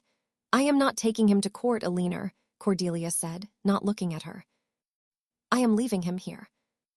With you, Alina froze. Me, you are his nurse. You are his mother in all but blood. Hugo ignores him. The Earl despises him. But you love him. Cordelia finally turned, and for a fraction of a heartbeat, the mask slipped. The blue eyes were raw. Keep him safe. Keep him whole. That is the only command I will ever give you that matters. Do it. Or I will haunt you from Paris until you rot. She swept past Alina, past Vane, out the door. The hem of her skirt brushed Aliner's hand. It was warm. Alive. The door clicked shut. "Miss Mordaunt," Vane said, his hand extending, the sleeve of his frock coat brushing the doorframe. "The carriage waits. The air at Highgate is bracing. You will feel better in a week. In a month, you will wonder why you ever resisted." Aliner looked at his hand. The fingers were soft, manicured. The nails were clean. These were hands that held scalpels and pens and the reins of power. They were hands that had never changed a nappy, never wiped a fevered brow, never held a pen forging a letter to save a life. She thought of the letter in her pocket. The one Julian had written in the conservatory, the night of the storm. The one he had folded and pressed into her palm before he left for Brighton, before the equerry came. "Find me in the ink." She had memorized it. Every comma. Every crossing of a T. The way the ink had pooled on the downstroke of the J in Julian. The smudge where his thumb had rested, wet with rain or tears. "I do not write for the prince. I do not write for your sister. I write for the woman who reads my soul in the margin. Wait for me. I will find the words to break this world." She had burned the prince's letters. She had hidden the ledger. She had dosed Cordelia with sugar water and called it laudanum. She had built a fortress of paper and lies around this house. But she had forgotten to build a door. "Miss Mordaunt," Vane's patience was thinning.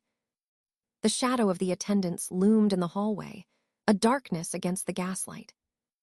Aliner straightened. She smoothed her skirts.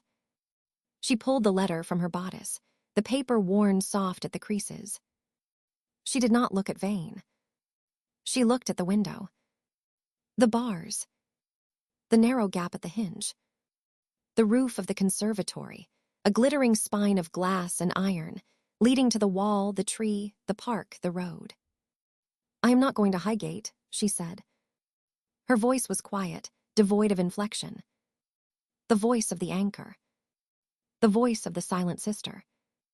"Miss Mordaunt, I am going to London," she said. "I am going to the Tower. I am going to Somerset House. And I am going to burn your world down, Doctor." With ink, she moved. Not toward the door. Not toward the men. She moved toward the window. The latch was stiff, rusted by decades of neglect. She wrenched it, the metal screaming in the quiet room. The window swung inward, the cold air slapping her face, smelling of rain and wet earth. "Stop her," Vane roared. The heavy boots thundered on the floorboards. Aliner didn't climb. She flew. One leg over the sill, her skirts catching on the iron latch, tearing. She ignored the pain as the metal bit into her calf. She grabbed the lead flashing of the roof, her fingers slipping on the wet metal, finding purchase on a nail head. "Get back inside. You'll break your neck. Let me," she thought, a wild, bright hysteria rising in her chest, "then I won't have to write the ending." She hauled herself up, her corset biting into her ribs, her breath tearing her throat. Slate tiles, slick with moss and frost. She crawled, flat on her stomach, the ridge of the roof pressing into her sternum. The conservatory roof was 10 feet below, a slope of curved glass and iron struts. She heard the window slam behind her. Shouts. Commands. The sound of boots on the gravel drive below, the attendants circling. She stood up. The wind took her skirts, bellied them out like a sail. She balanced on the ridge tile, arms outstretched, a grotesque gargoyle on a Gothic pile. "Find me in the ink." She jumped. The impact drove the breath from her body. Glass cracked, not shattered, the reinforced panes holding under her boots. She slid, uncontrolled, feet first down the steep pitch, iron struts bruising her thighs, her ribs, her shoulder. She grabbed a glazing bar, the metal freezing, burning her palms. She swung, pendulum-like, and dropped the last 6 feet onto the gravel path of the conservatory floor. Pain exploded in her ankles, radiated up her spine. She gasped, lying in the damp gravel among the ferns and the fallen orchid blooms. The air was hot, thick, smelling of steam and rotting vegetation. Move. She scrambled up, limping, one shoe lost, the other heel broken. The conservatory doors, locked from the inside, she had seen to that weeks ago, were her only exit. She fumbled for the key she kept on a chain at her waist. Her fingers were numb, clumsy. The lock turned. The door swung open, onto the formal garden. The drive was a chaos of motion. A closed carriage, the Strathmore crest on the panel. The groom holding the horses, their breath pluming. 2 large men in livery that wasn't Ashworth's, Vane's men, standing by the carriage steps. The Earl's tall, thin figure descending the front steps, his face a thundercloud. Vane beside him, adjusting his gloves. And at the library window, the curtains twitching. Cordelia. She stood there, the dove-gray silhouette framed by the heavy damask. She raised a hand. Not a wave. A signal. Go. Elena ran. She didn't run for the stables. She didn't run for the front gate. She ran for the wall, the old ha-ha, the sunken fence at the edge of the wilderness, where the yews grew thick and the ground fell away to the river. She ran with the letter burning against her heart, the ink seeping into her skin, staining her blood. Julian. She would reach the river. She would find a boat, a horse, a cart. She would walk the 20 miles to the station, if she had to. She would take the train to London. She would walk into the Tower, into Somerset House, into the jaws of the prince, and she would read the world a story it had never heard. A story where the silent sister spoke. A story where the madwoman was the only one sane. A story where the villain was the hero, and the heroine held the pen. Behind her, the hounds bayed. Or perhaps it was only the wind in the yews. She didn't look back. She never looked back. She ran into the trees, the brambles tearing her hands, her face, her skirts. She ran until her lungs burned, and her vision tunneled, and the only word left in her head was his name, written in ink she had mixed with her own blood. Julian. Wait for me. I am coming. Chapter 9. The glass house. The rain did not fall. It descended, a vertical gray curtain drawn across the world, turning the Cotswold stone of Ashworth Manor into something slick and funerary. Inside the West Wing, the air tasted of carbolic soap, stale laudanum, and the particular metallic tang of fear. Elena stood with her back to the door, her fingers pressed flat against the cold glass of the windowpane. The bars outside, wrought iron painted a cheerful, lying white, cut the view of the weeping beech trees into vertical stripes. A cage for a canary. Or a coffin for a secret. Miss Mordaunt, doctor. Vane's voice oozed through the keyhole, smooth as oil on water. The Earl has given his instruction. Your agitation requires the rest cure. Absolute isolation. No writing materials. No visitors. A quietude of the senses to restore the humors. Agitation. The clinical word for knowing too much. Rest cure. The euphemism for silencing. She did not turn. Tell the Earl his daughter is not a patient, Alistair. And tell him the Lunacy Act of 1845 requires a commission and a jury before a private subject can be detained. I have read the statutes. Have you? A pause. The scrape of a boot on stone. You mistake obstinacy for intellect, Miss Mordaunt. The Earl is your father. His petition is sufficient cause here, in his own house. Doctor. Vane's private asylum at Highgate has a very lovely room prepared. Ground floor. Garden view. Provided you cooperate. I shall not cooperate. I shall litigate, from a cell in Highgate. The judges listened to earls and doctors, Eleanor. Not to plain sisters with ink-stained fingers. The lock turned. Heavy. Final. The bolt threw home with a sound like a judge's gavel. Eleanor exhaled, her breath fogging the glass. Ink-stained fingers. He knew.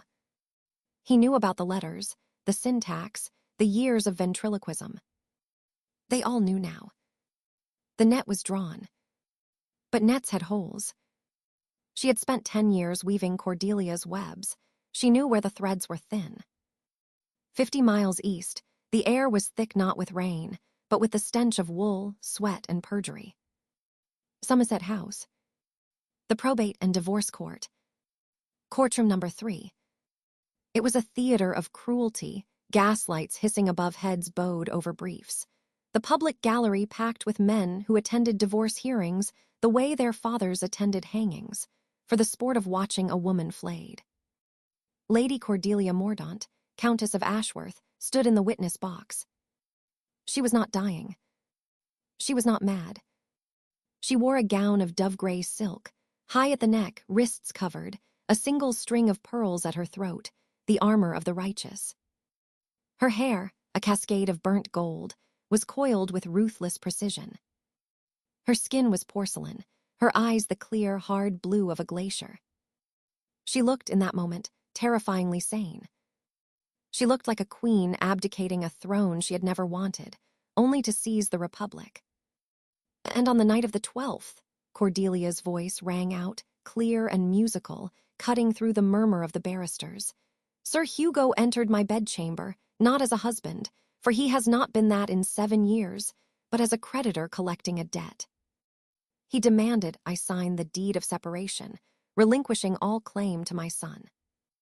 When I refused, he threatened to have me declared a moral imbecile. His words, my lord. A moral imbecile, because I dared to love a man who looked at me as though I were human. A ripple of salacious interest ran through the gallery. The stenographer's pen scratched faster. Sir Hugo Mordaunt, a great red-faced bull of a man in the dock, turned a shade of purple that spoke of apoplexy or rage. Lies. The woman is a whore and a lunatic. Ask the doctors. Ask the Earl. Sit down, Sir Hugo, the judge, a man with a face like a folded newspaper, intoned boredom. The Countess is giving evidence. Continue, my lady. Cordelia's gaze flicked, just once, to the far corner of the courtroom where the press of bodies was thickest.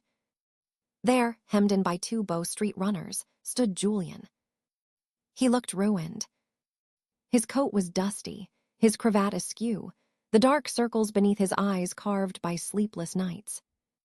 But his head was high. He wasn't looking at Cordelia.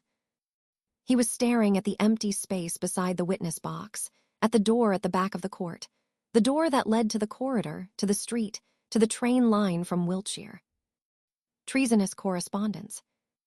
The charge was absurd, a vapor of treason woven from intercepted ciphers and the prince's paranoia. But absurdity had never been a defense against the crown. The Earl had handed Julian's diplomatic codes to the Attorney General like a butcher, handing a bone to a dog. Distract the hounds with the spare, keep the air clean. Julian caught the Earl's eye in the front row. The Iron Earl. Impassive. Ruthless. He did not blink. Sacrificed, Julian's silence screamed. You sacrificed me to save her. To save the name. Cordelia smiled then. A thin, bloodless thing. My lord, I have letters. From the Prince of Wales. They speak of arrangements. Of the succession. Of a child who bears the royal nose, if one knows where to look. The courtroom held its collective breath. The judge straightened. The prince. You implicate the heir apparent. I implicate no one, my lord. I merely state facts. The letters are in my possession. They prove my sanity. They prove I am a political actor, not a medical case. They prove my husband's impotence is a matter of state security. She paused, letting the silence stretch. Shall I read them aloud? Here. To the reporters from the Times, the judge's gavel cracked. Order. Order. This court will not be used for blackmail against the Crown. No, my lord. It is used for blackmail by the Crown. Every day. I simply return the favor. A door banged open at the rear of the court. Not the main door. The side door. The one for counsel and witnesses. The air pressure in the room shifted. A rush of cold, wet wind. The smell of rain and horse sweat and something sharper, ozone, lightning, life. Every head snapped around. Eleanor Mordaunt stood in the doorway. She was soaked to the bone. Her traveling cloak, once dark green, was black with rain. Mud splattered up to the hem, torn at the shoulder where a nail on the servant's tunnel had caught her. Her hair had escaped its pins, a dark halo plastered to her cheeks and neck. Her boots, men's boots, she realized distantly, stolen from a groom, were ruined. She looked wild. She looked like a creature from the moors, a banshee summoned by the storm. She looked, Julian thought with a jolt that stopped his heart, magnificent. Miss Mordaunt, the Earl's voice boomed, rising from the front bench, devoid of paternal warmth, heavy with fury. Remove this woman. She is a patient. She is under certification. Eleanor didn't look at him. She walked. She didn't stagger. She marched, her chin up, water dripping from the hem of her cloak onto the polished oak floor, leaving a dark trail behind her like a signature. She passed the reporters, their pencils poised. She passed the gaping public. She walked straight to the witness box, stopping only when she stood shoulder to shoulder with her sister. Cordelia did not flinch. She turned her head, slowly, the glacier meeting the storm. Eleanor, Cordelia said, her voice pitched for the microphones, for the record. You are unwell. Doctor. Vane said, Doctor. Vane is a butcher with a license, Eleanor said. Her voice was rough, raw from the cold and the run and the screaming in the tunnels, but it carried to the rafters. And you, Cordelia, are a better actress than Sarah Bernhardt. A gasp. A laugh quickly stifled. The judge slammed his gavel again. Silence. Who is this woman? Counsel, control your witness. I am not a witness, my lord, Eleanor said, turning to the bench, her eyes blazing. I am the evidence. I am the keeper of the lunatic. I have dosed her wine, read her mail, burned her letters, and written her diary for 3 years. I know the difference between madness and performance. My sister is not insane. She is bored. She is furious. And she is the only person in this room telling the truth. Outrageous, Hugo roared. She's Confederate. She's mad too. The whole family is tainted. Be silent, Hugo, the Earl commanded, rising. His face was terrifyingly calm. Eleanor, you will retract this. You will return to Ashworth. You will take the cure. The family is a lie, father. She faced him, the distance of 50 miles and 10 years collapsing into the space of a heartbeat. You built a fortress of secrets and called it a home. You declared my sister mad to hide your own complicity. You sold Julian to the Crown to buy my sister's silence. But you forgot the first rule of the game. She reached into the bodice of her soaked gown, her fingers closing around the cold metal she had pressed against her skin for the entire gallop from Paddington, the entire climb through the roof slates and the mud of the tunnel. Aggie's voice in the dark stables. Take it. The ring. I lifted it from the prince's valet at Brighton. It cost me a black eye and a month's allowance. Make it count, Ellie. Eleanor pulled her hand out, opening her palm. Resting on the wet wool of her glove lay a signet ring. Heavy gold. The crest, the feathers of the Prince of Wales, surmounted by the coronet of the heir apparent. Engraved on the bezel, Ickdean. The courtroom didn't gasp. It inhaled, a single sharp intake of breath that sounded like a shroud being torn. The judge went pale. The Earl froze, one hand on the back of the bench, the iron Earl rusting in real time. "My lord," Elinor said, her voice dropping to a velvet whip crack. "This ring was given to my sister by the Prince of Wales 3 nights before my nephew's birth. It was payment, or pledge, or both. It proves the royal connection my sister speaks of. It proves the madness was a negotiation." She held it up, letting the gaslight catch the gold. "If this case proceeds, the Times gets the ring. The prince gets the scandal. The divorce court gets the letters. The crown gets the constitutional crisis." Or she let the silence hang, heavy as the rain outside. You hear the separation petition in camera. Record sealed. Sir Hugo gets the boy. Cordelia gets her allowance and her freedom. Julian Ravenswood walks out of here a free man. And I, she swallowed, the cost rising in her throat, tasting of iron. I take the fall. The mad sister, the forger. The betrayer. The scandal dies with my reputation. The judge stared at the ring. At the Earl. At the prince's feathers glinting in a governess's palm. He picked up his pen. His hand shook imperceptibly. "Clear the court," he whispered. "In camera proceedings. Immediately. The press. The press will be informed of a procedural irregularity. The petition for judicial separation is granted. The custody of the infant remains with the father. The Countess. The Countess is released into her own recognizance." He looked at Elinor. "And you, Miss Mordaunt, I require nothing, my lord. Only that he goes free." She jerked her chin toward Julian. The gavel fell. A final, definitive sound. Thwack.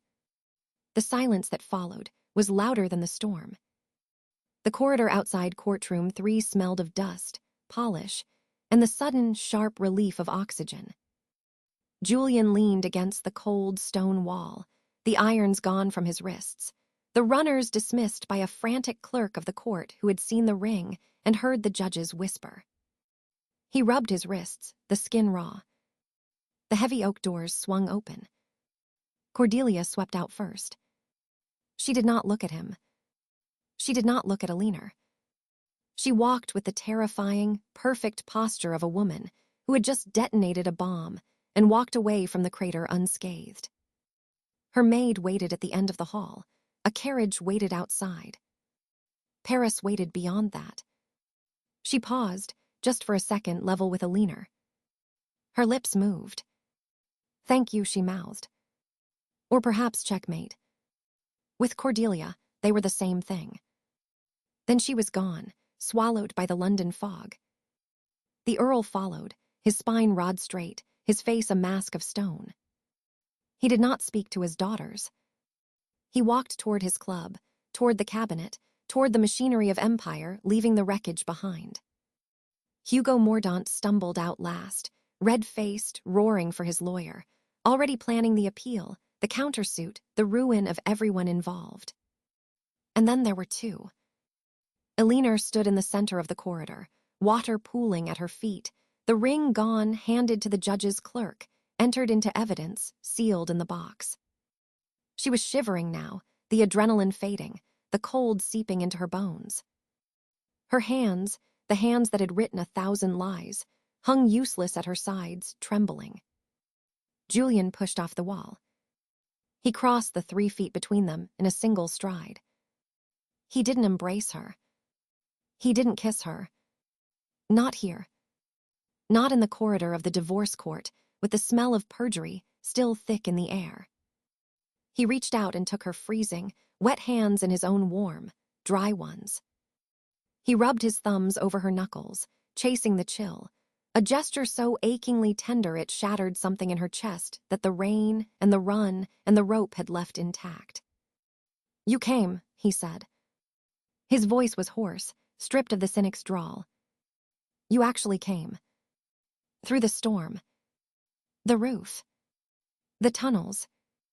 The train. I wrote the ending, she whispered, her voice cracking. I told you. I write the endings now. You wrote this ending. He gestured vaguely, encompassing the sealed courtroom, the scattered Mordaunts, his own freedom. You ruined yourself. The Ton will call you the Judas sister. The forger. The madwoman's keeper who turned. You'll never be received. You'll never. I don't want to be received, she said fiercely, stepping closer, invading his space, her wet cloak soaking his sleeve. I want you. I want the truth. I want to stop writing your letters, Julian. I want to write mine. He stared down at her, his gray eyes dark with storm and something that looked terribly like worship. The prince's ring. Aggie stole it. She's very good at what she does. As are you, my Lord Viscount. Treasonous correspondence, a clever charge. Did you feed them the ciphers yourself? I may have. Mislaid a few dispatches, he admitted, a ghost of a smirk touching his mouth. The prince is possessive of his secrets, but he values his skin more. The ring forced his hand. The judge sealed the record to protect the crown. You played the only card that mattered. I played you, she corrected softly. I bet on you. That you would rather be ruined than let me fall. That you would rather be free than a king's shadow. I am both, he said seriously. Ruined and free. The prince will never trust me again. My career is ash. But, he brought her hands to his lips, pressing a kiss to the knuckles, tasting rain and ink. But I have my syntax back. And I have the author. The words hung between them, heavier than the ring, brighter than the gaslight. Syntax. Author. No more dictation. A door at the end of the corridor banged open. A clerk shouting for Mr. Ravenswood. Miss Mordaunt. The sealed order. Signatures required. The world rushed back in. The bureaucracy. The paperwork. The rest of their lives. Elinor let out a breath that might have been a laugh, or a sob, or the first breath of a new life. She straightened her spine, the posture of the Iron Earl's daughter, the silent anchor, the keeper of the lunatic. Then let us go sign the papers, Mr. Ravenswood, she said, her voice steady, clear, and entirely her own. And then we shall go home. He smiled then, a real smile, crooked and tired and brilliant as dawn breaking over a battlefield. He didn't offer his arm. He offered his hand, palm up, waiting. She took it. Ink-stained fingers, warm and dry against her cold ones. Interlaced. A partnership. A co-authorship. Together, they walked down the long corridor toward the light, leaving the glass house shattered behind them. Chapter 10. The clear glass the rain had stopped. Not the violent, lashing rain of the previous autumn. The storm that had rattled the conservatory panes while Elinor fought for breath beneath Julian's hands, while Cordelia's silhouette burned a hole in the velvet drapes, but a soft, steady Sussex drizzle. It silvered the glass walls, blurring the line where the cultivated jungle ended and the sodden lawn began. Elinor dipped her pen into the inkwell. The nib caught the light, a sliver of steel in the dimness. 1 year, she wrote, the ink spreading in a perfect, dark blossom on the cream vellum. 1 year since the gavel fell in Somerset House. Since the prince's signet ring flashed in the gaslight like a dropped star. Since I stood in the witness box and chose the knife over the sheath. She blew on the word sheath, drying it. The scent of the conservatory rose around her. Damp loam, the heavy, narcotic perfume of the Stanhopea orchids hanging in baskets like lanterns, the sharp, green sap of the ferns unfurling in the corners. No carbolic acid. No laudanum. No ghost of doctor. Vane's antiseptic soap. The bars were gone. They had been sawn from the window frames the week after the hearing, the ironwork carted away to the scrap heap by Hugo's men, grumbling about the cost. The glass remained, tall and uninterrupted, holding back the winter. But the distortion was gone. The world outside no longer swam in wavy, green-tinted ripples. A robin on the lawn was a robin, distinct and red-breasted, not a smudge of crimson paint. Elinor flexed her fingers. The tremor, the fine, traitorous vibration that had plagued her right hand since the night she climbed the rain-slick roof tiles of Ashworth, since the train ride to London with her heart hammering against ribs that felt too narrow, was gone. Steady. Absolute. The door at the far end of the conservatory, the heavy oak one banded in iron, clicked open. She did not turn. She knew the gate. The slight drag of the left heel, the legacy of a hunting fall 3 years, past that the prince's surgeons had patched with silver wire and silence. The pause on the threshold, the moment of hesitation that no courtier, no diplomat, no spy could ever fully erase. The habit of assessing the room for exits, for listeners, for traps. Julian Ravenswood, Viscount Kestrel, former private secretary to the Prince of Wales, former shadow, current tenant of a modest Queen Anne rectory 7 miles distant, stepped into the humidity. He wore a coat of dark green velvet, the collar turned up against the chill, trousers of doeskin, boots mudded to the ankles. He looked older. The lines bracketing his mouth were deeper, etched not by dissipation, but by the particular exhaustion of a man who has stopped running.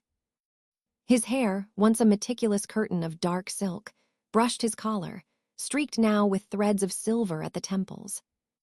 He carried no dispatch box. No cipher. No pistol. In his gloved right hand, he held a single Cattleya labiata orchid, its labellum a shocking, violent purple veined with gold. He held it by the stem, delicate as a crucifix.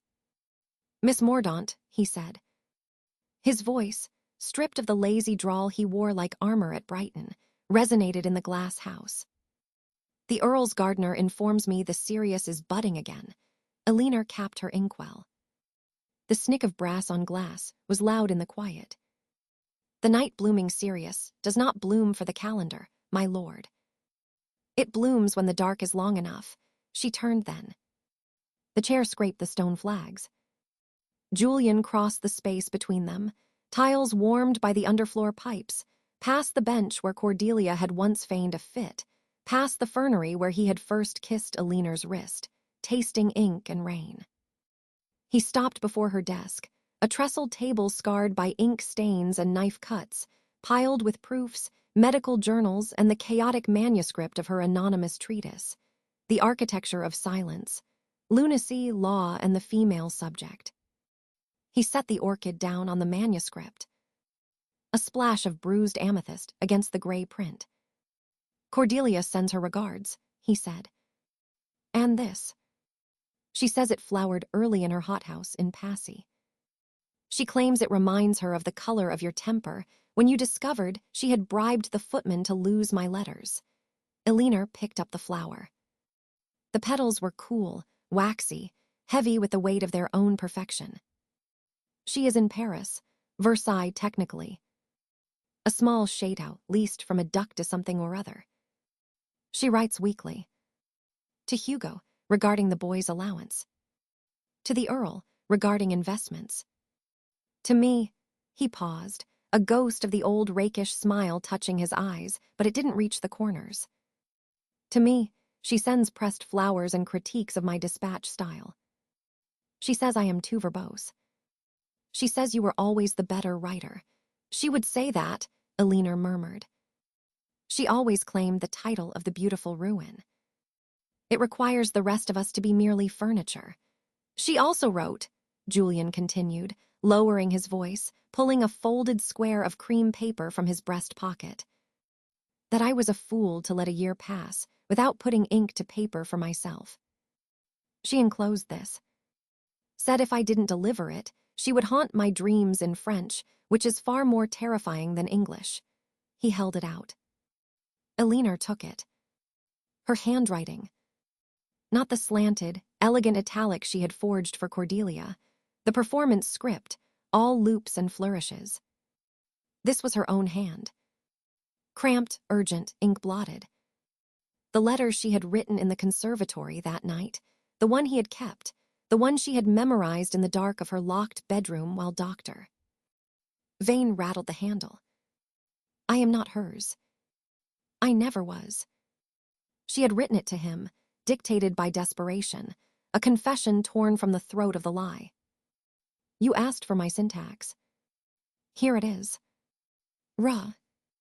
Unedited. Yours. She smoothed the creases. The ink had faded to brown, the iron gall eating into the fibers. I burned the others, she said quietly. The prince's letters. Cordelia's drafts. The forgeries. But I could not burn this. It was the only true thing I had ever written. Julian reached out. His fingers, bare now, he had stripped the gloves at some point, brushed the back of her hand. Calloused. Warm. The touch was not the desperate, biting grasp of the storm night. It was a question. A request for permission. The charges of treasonous correspondence, he said, his thumb tracing the line of her index finger. The prince. Bertie. He found a way to make them vanish. A diplomatic mission to the Ottoman port. A very long way away. I resigned instead. The pension is surprisingly adequate for a man with no estate and no ambition. Hugo tolerates the cottage, Alina said. He tolerates me. Arthur calls me Aunt Ellie and pulls my skirts. He has Hugo's chin and your eyes.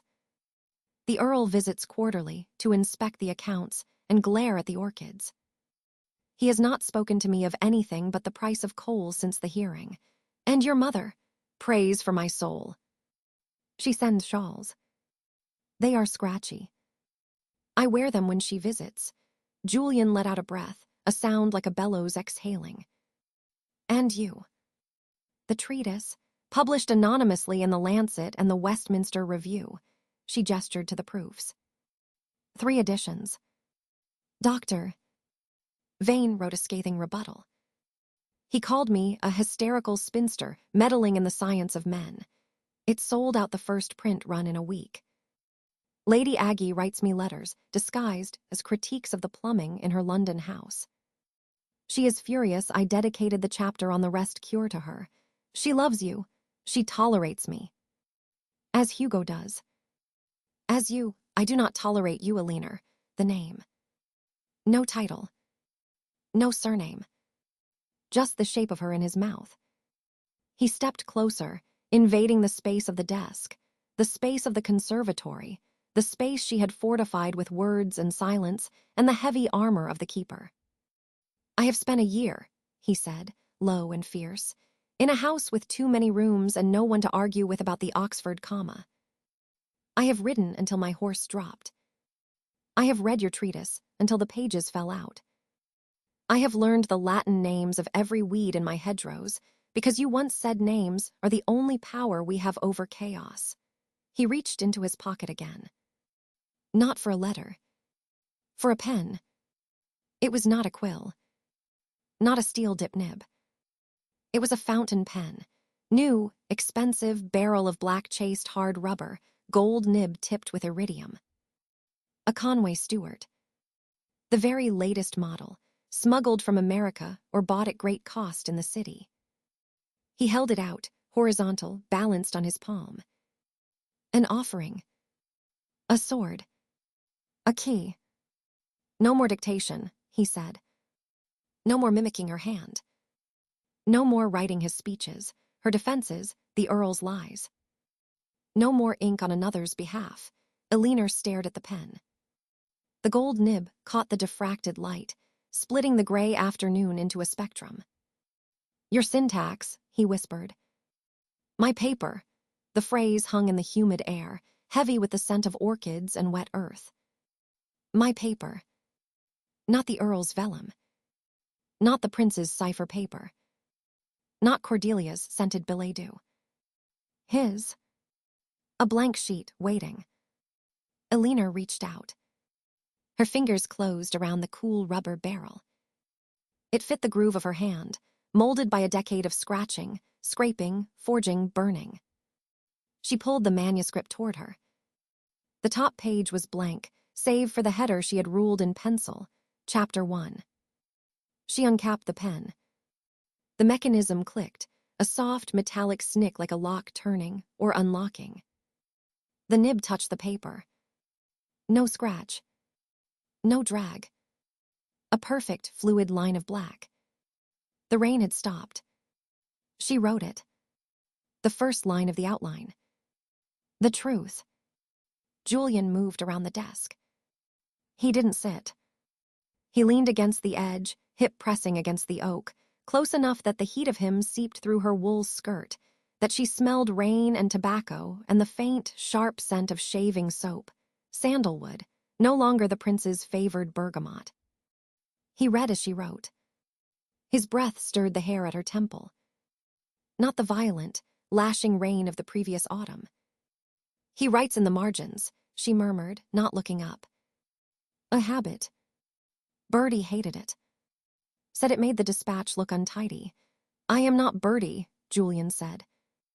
His hand covered hers on the desk, not guiding, just anchoring. Write untidy, write messy.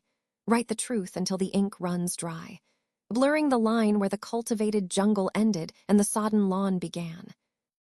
The bars, she wrote, the pen flying now, the fountain pen singing on the vellum.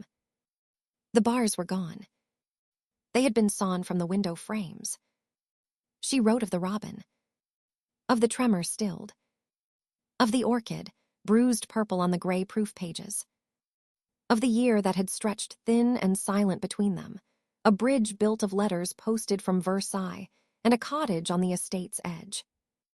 She wrote of the hearing. Not the legal record, sealed in camera, buried in the Privy Council archives, but the truth of it. The flash of the ring.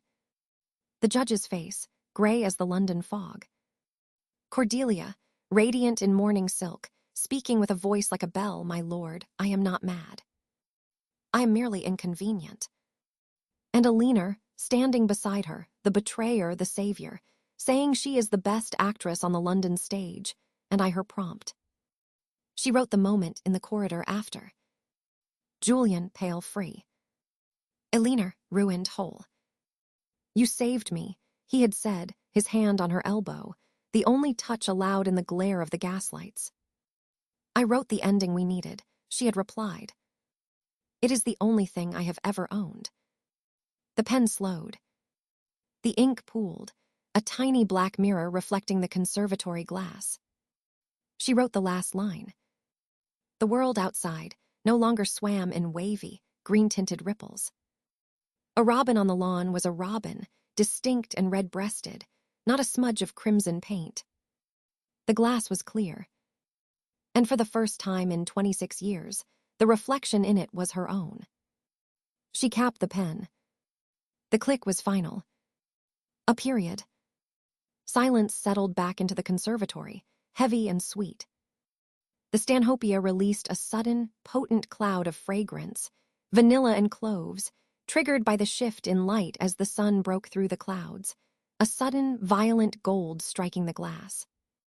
Julian picked up the page.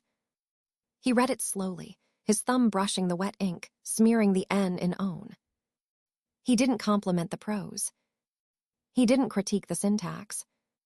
He folded the paper carefully, precisely, and tucked it into his waistcoat pocket over his heart. Chapter 1, he said. Shall we see what Chapter 2 holds? Eleanor looked up at him. Really looked. At the silver in his hair. The laugh lines carved deep. The scar on his chin from the hunting fall. The eyes dark, tired, alive, fixed entirely on her. No shadows. No masks. No prince. No Earl. No sister. Just the man who had read her handwriting before he knew her face. The man who had kept her letter. The man who had brought a fountain pen instead of a dispatch. Yes, Eleanor Mordaunt said. Her voice was steady. Her hand, resting on the desk, was steady. I think we shall. She reached for the inkwell. Dip the pen. The gold nib drank deep and began to write.